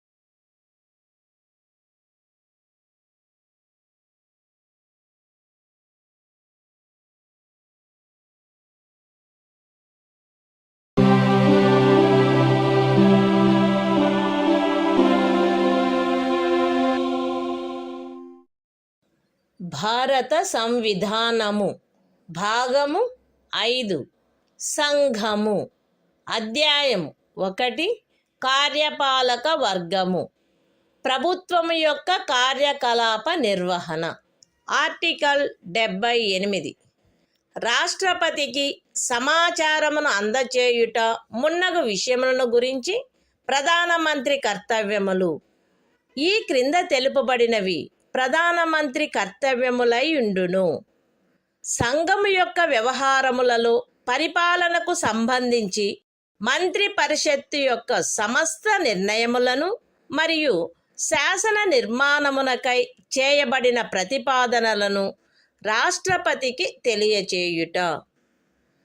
సంఘము యొక్క వ్యవహారముల పరిపాలనకును శాసన నిర్మాణమునకై చేయబడిన ప్రతిపాదనలకును సంబంధించిన విషయములలో రాష్ట్రపతి కోరు సమాచారమును అందజేయుట మరియు ఏ విషయమైనను ఒక మంత్రిచే నిర్ణయించబడి మంత్రి పరిషత్తుచే పర్యాలోచించబడి ఉండని ఎడల ఆ విషయమును మంత్రి పరిషత్తు యొక్క పర్యాలోచనకు సమర్పించవలసినదిగా రాష్ట్రపతి అపేక్షించినచో దానిని అట్లు సమర్పించుట. The Constitution of India, Part 5, The Union. Chapter 1. The Executive. Conduct of Government Business. Article 78. Duties of Prime Minister, as respects the furnishing of information to the President, etc. It shall be the duty of the Prime Minister to communicate to the President all decisions of the Council of Ministers relating to the administration of the affairs of the Union, and proposals for legislation. B. To furnish such information relating to the administration of the affairs of the Union, and proposals for legislation, as the President may call for. And C. If the President so requires, to submit for the consideration of the Council of Ministers any matter on which a decision has been taken by a minister, but which has not been considered by the Council.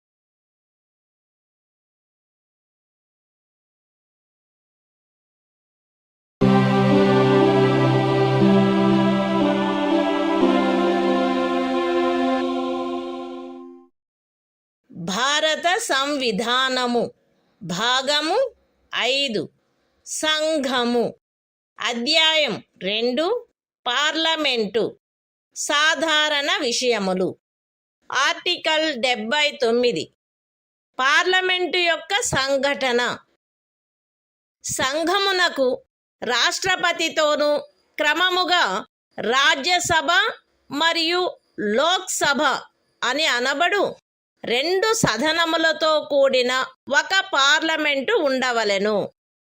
The Constitution of India, Part 5, The Union. Chapter 2. Parliament. General. Article 79. Constitution of Parliament.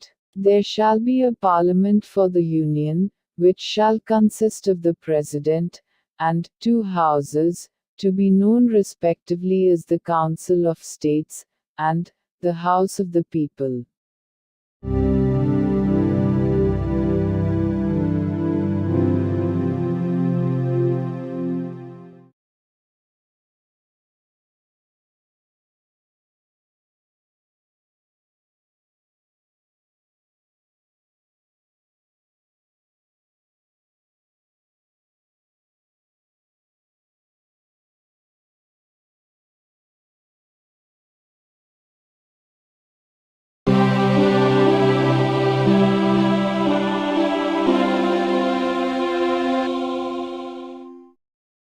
భారత సంవిధానము భాగము 5 సంఘము.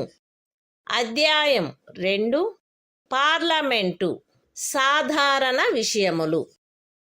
Article 80 Rajya Sabha సంరచన. Rajya Sabha ఈ క్రింది వారితో కూడి ఉండవలెను. ఖండము 3 యొక్క నిబంధనలను అనుసరించి రాష్ట్రపతిచే నామనిర్దేశము చేయబడు 12 మంది సభ్యులు మరియు రాజ్యముల యొక్కయు సంఘ రాజ్య క్షేత్రముల యొక్కయు 238 మందికి మించని ప్రతినిధులు.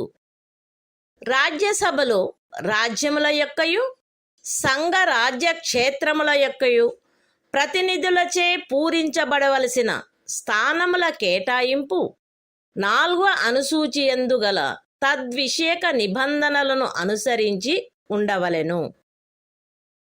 ఖండము 1 యొక్క ఉపఖండము ఏ క్రింద రాష్ట్రపతిచే నామనిర్దేశము చేయబడు సభ్యులు ఈ క్రింది వాటిని పోలిన విషయములందు విశేష జ్ఞానమును కాని ఆచరణానుభవమును కాని కలిగిన వ్యక్తులై ఉండవలెను.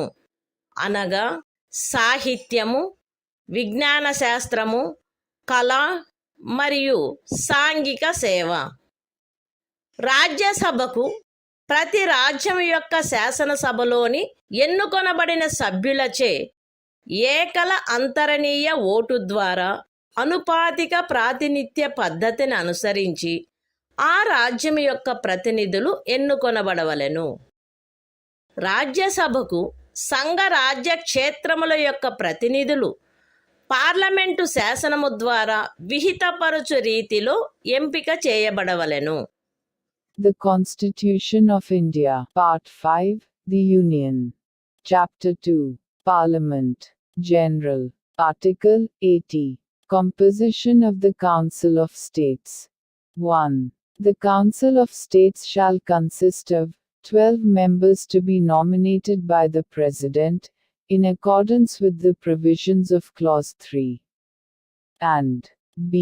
Not more than 238 representatives of the states, and of the Union territories. 2. The allocation of seats, in the Council of States, to be filled by representatives of the states and of the Union territories, shall be in accordance with the provisions in that behalf contained in the 4th schedule.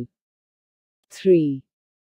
The members to be nominated by the President under Sub-Clause A of Clause 1 shall consist of persons having special knowledge or practical experience in respect of such matters as the following, namely: literature, science, art and social service. 4. The representatives of each state, in the Council of States, shall be elected, by the elected members of the Legislative Assembly of the state, in accordance with the system of proportional representation, by means of the single transferable vote. 5. The representatives of the Union territories in the Council of States shall be chosen in such manner, as Parliament may by law prescribe.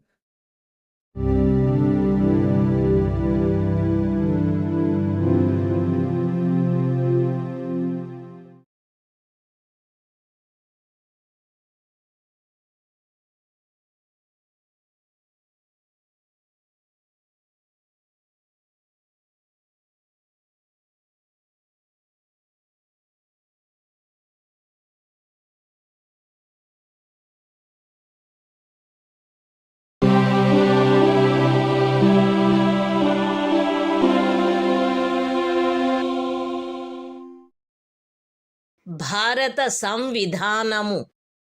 భాగము 5 సంఘము. అధ్యాయం 2 parliament సాధారణ విషయములు. Article 81 Lok Sabha సంరచన.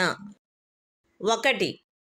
331వ అనుచ్ఛేదము యొక్క నిబంధనలకు అధ్యయనమై లోక్సభ ఈ క్రింది వారితో కూడి ఉండవలెను. ఏ. రాజ్యములలోని ప్రాదేశిక నియోజకవర్గముల ప్రత్యక్ష ఎన్నిక ద్వారా ఎంపిక చేయబడిన 530 మందికి మించని సభ్యులు. బి. పార్లమెంటు శాసనము ద్వారా నిబంధించిన రీతిగా ఎంపిక చేయబడి సంఘ రాజ్య క్షేత్రములకు ప్రాతినిధ్యం వహించు 20 మందికి మించని సభ్యులు. 2. ఖండము 1లోని ఉపఖండము ఏ నిమిత్తము ఏ. ఒక రాజ్యపు స్థానముల సంఖ్యకును దాని జనసంఖ్యకును గల నిష్పత్తి ఆచరణీయమైనంత మేరకు అన్ని రాజ్యములకు ఒకే రీతిగా ఉండునట్లు లోక్సభలోని స్థానములు ప్రతి ఒక్క రాజ్యమునకు కేటాయించబడవలెను. మరియు బి. ప్రతి ప్రాదేశిక నియోజకవర్గపు జనసంఖ్యకును ఆ నియోజకవర్గమునకు కేటాయించబడిన స్థానముల సంఖ్యకును గల నిష్పత్తి ఆచరణీయమైనంత మేరకు రాజ్యము అంతటును ఒకే రీతిగా ఉండునట్లు ప్రతి రాజ్యము ప్రాదేశిక నియోజకవర్గములుగా విభజించబడవలెను. అయితే ఏదేని రాజ్యమునందలి జనసంఖ్య 60 లక్షలకు మించనంత వరకు ఆ రాజ్యమునకు లోక్సభ స్థానములను కేటాయించు నిమిత్తము ఈ ఖండము యొక్క ఉపఖండము ఏలోని నిబంధనలు వర్తించవు. 3.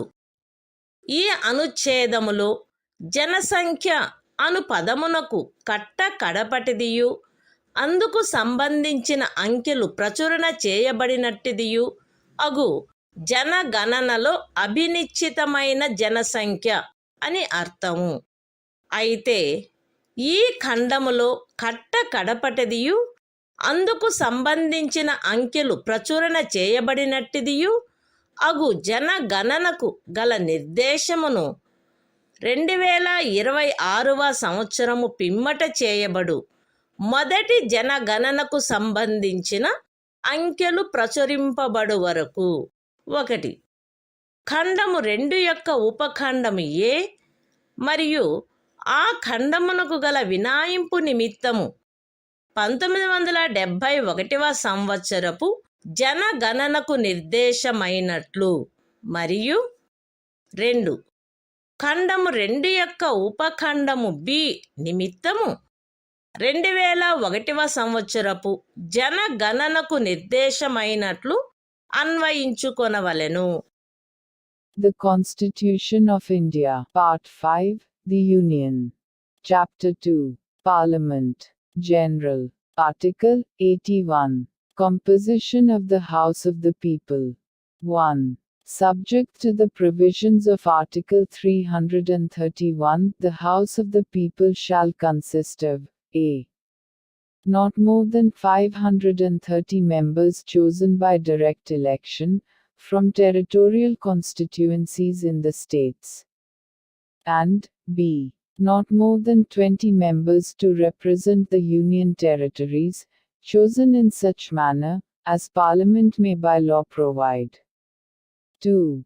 For the purposes of sub-clause A of Clause 1, there shall be allotted to each state a number of seats in the House of the People, in such manner that the ratio between that number and the population of the state is, so far as practicable, the same for all states.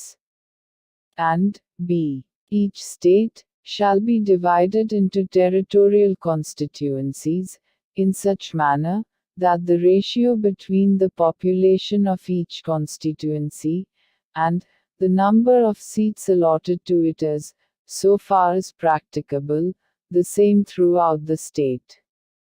Provided that the provisions of sub-clause A of this clause shall not be applicable for the purpose of allotment of seats in the House of the People to any state, so long as the population of that state does not exceed 6 millions. 3. In this article, The expression population means the population is ascertained at the last preceding census, of which the relevant figures have been published. Provided that the reference, in this clause, to the last preceding census of which the relevant figures have been published, shall, until the relevant figures for the first census taken after the year 2026 have been published, be construed, 1. For the purposes of sub-clause A of clause 2, and the proviso to that clause, as a reference to the 1971 census. And 2. For the purposes of sub-clause B of clause 2, as a reference to the 2001 census.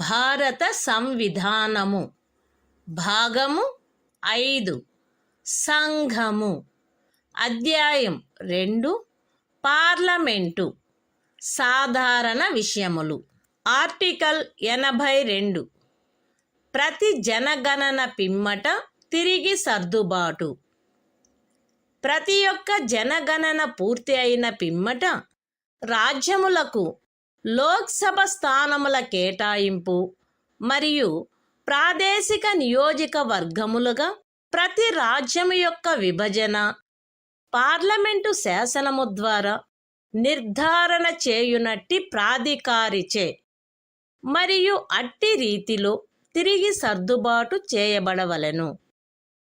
అయితే అట్లు తిరిగి చేయబడిన సర్దుబాటు అప్పుడు అస్తిత్వములోనున్న లోక్సభ విఘటితమగు వరకు ఆ సభలోని ప్రాతినిధ్యమునకు భంగము కలిగించరాదు.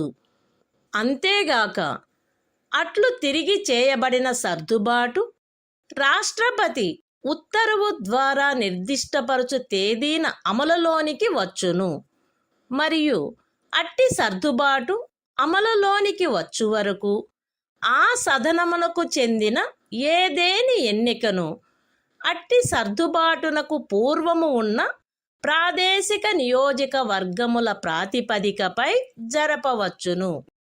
అంతేగాక ఇంకను 2026వ సంవత్సరము పిమ్మట చేయబడిన మొదటి జనగణనకు సంబంధించిన అంకెలు ప్రచురించబడు వరకు ఈ అనుచ్ఛేదము క్రింద 1.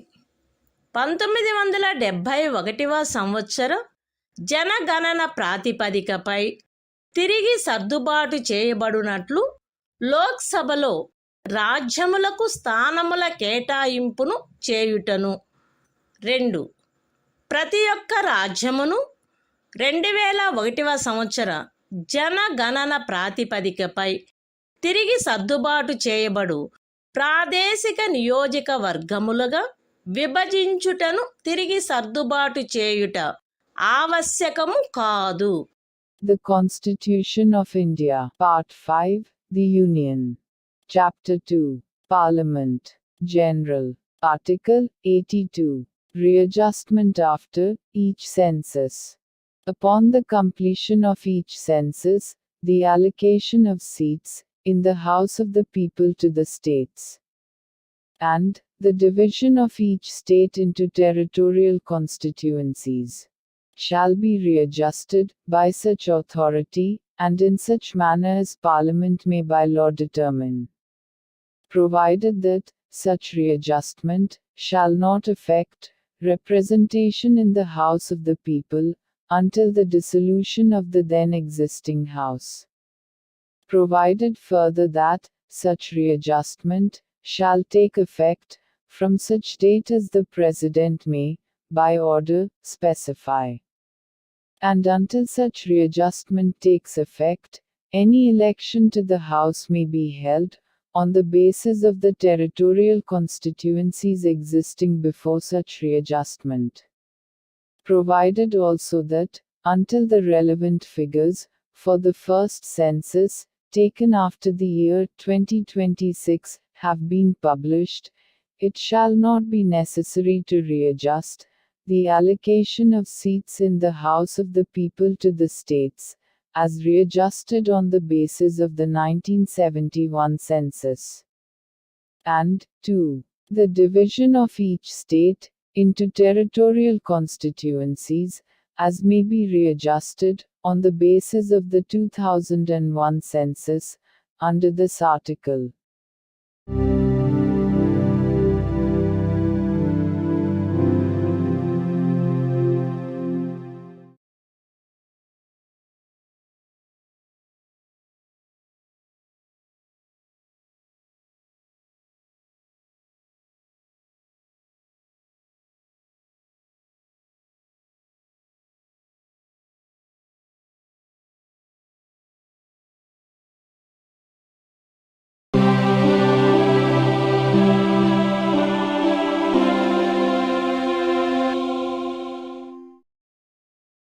భారత సంవిధానము భాగము 5 సంఘము అధ్యాయం 2 పార్లమెంటు సాధారణ విషయములు ఆర్టికల్ 83 పార్లమెంటు యొక్క సదనముల కాలావధి 1 రాజ్యసభ విఘటనకు లోను కాదు కానీ పార్లమెంటు శాసనము ద్వారా తద్విషయమున చేయు నిబంధనలను అనుసరించి రాజ్యసభ సభ్యులలో వీలైనంత దగ్గర సంఖ్యలో గల 3వ వంతు మంది ప్రతి 2వ సంవత్సరము ముగిసిన మీదట వీలైనంత త్వరితముగా పదవి నుండి విరమించవలెను. 2. లోక్సభ దాని మొదటి సమావేశమునకై నియతమైన తేదీ నుండి 5 సంవత్సరముల పాటు ఆ లోపున విఘటన చేయబడిననే తప్ప కొనసాగవలెను, అంతకు మించి కొనసాగరాదు. సదరు 5 సంవత్సరముల కాలావధి యొక్క ముగింపు ఆ సదనము యొక్క విఘటనగా ప్రవర్తితము కావలెను. అయితే ఆ తైక్యతను గూర్చిన అధిప్రఖ్యానము అమలులోనున్నప్పుడు ఒక్కొక్కసారి ఒక్కొక్క సంవత్సరమునకు మించకుండునట్లును ఏ సందర్భములోనైనను సదరు అధిప్రఖ్యానము యొక్క అమలు ఆగిపోయిన తరువాత 6 మాసములకు మించకుండునట్లును సదరు కాలావధిని పార్లమెంటు శాసనము ద్వారా పొడిగించవచ్చును. The Constitution of India, Part 5, The Union. Chapter 2, Parliament, General.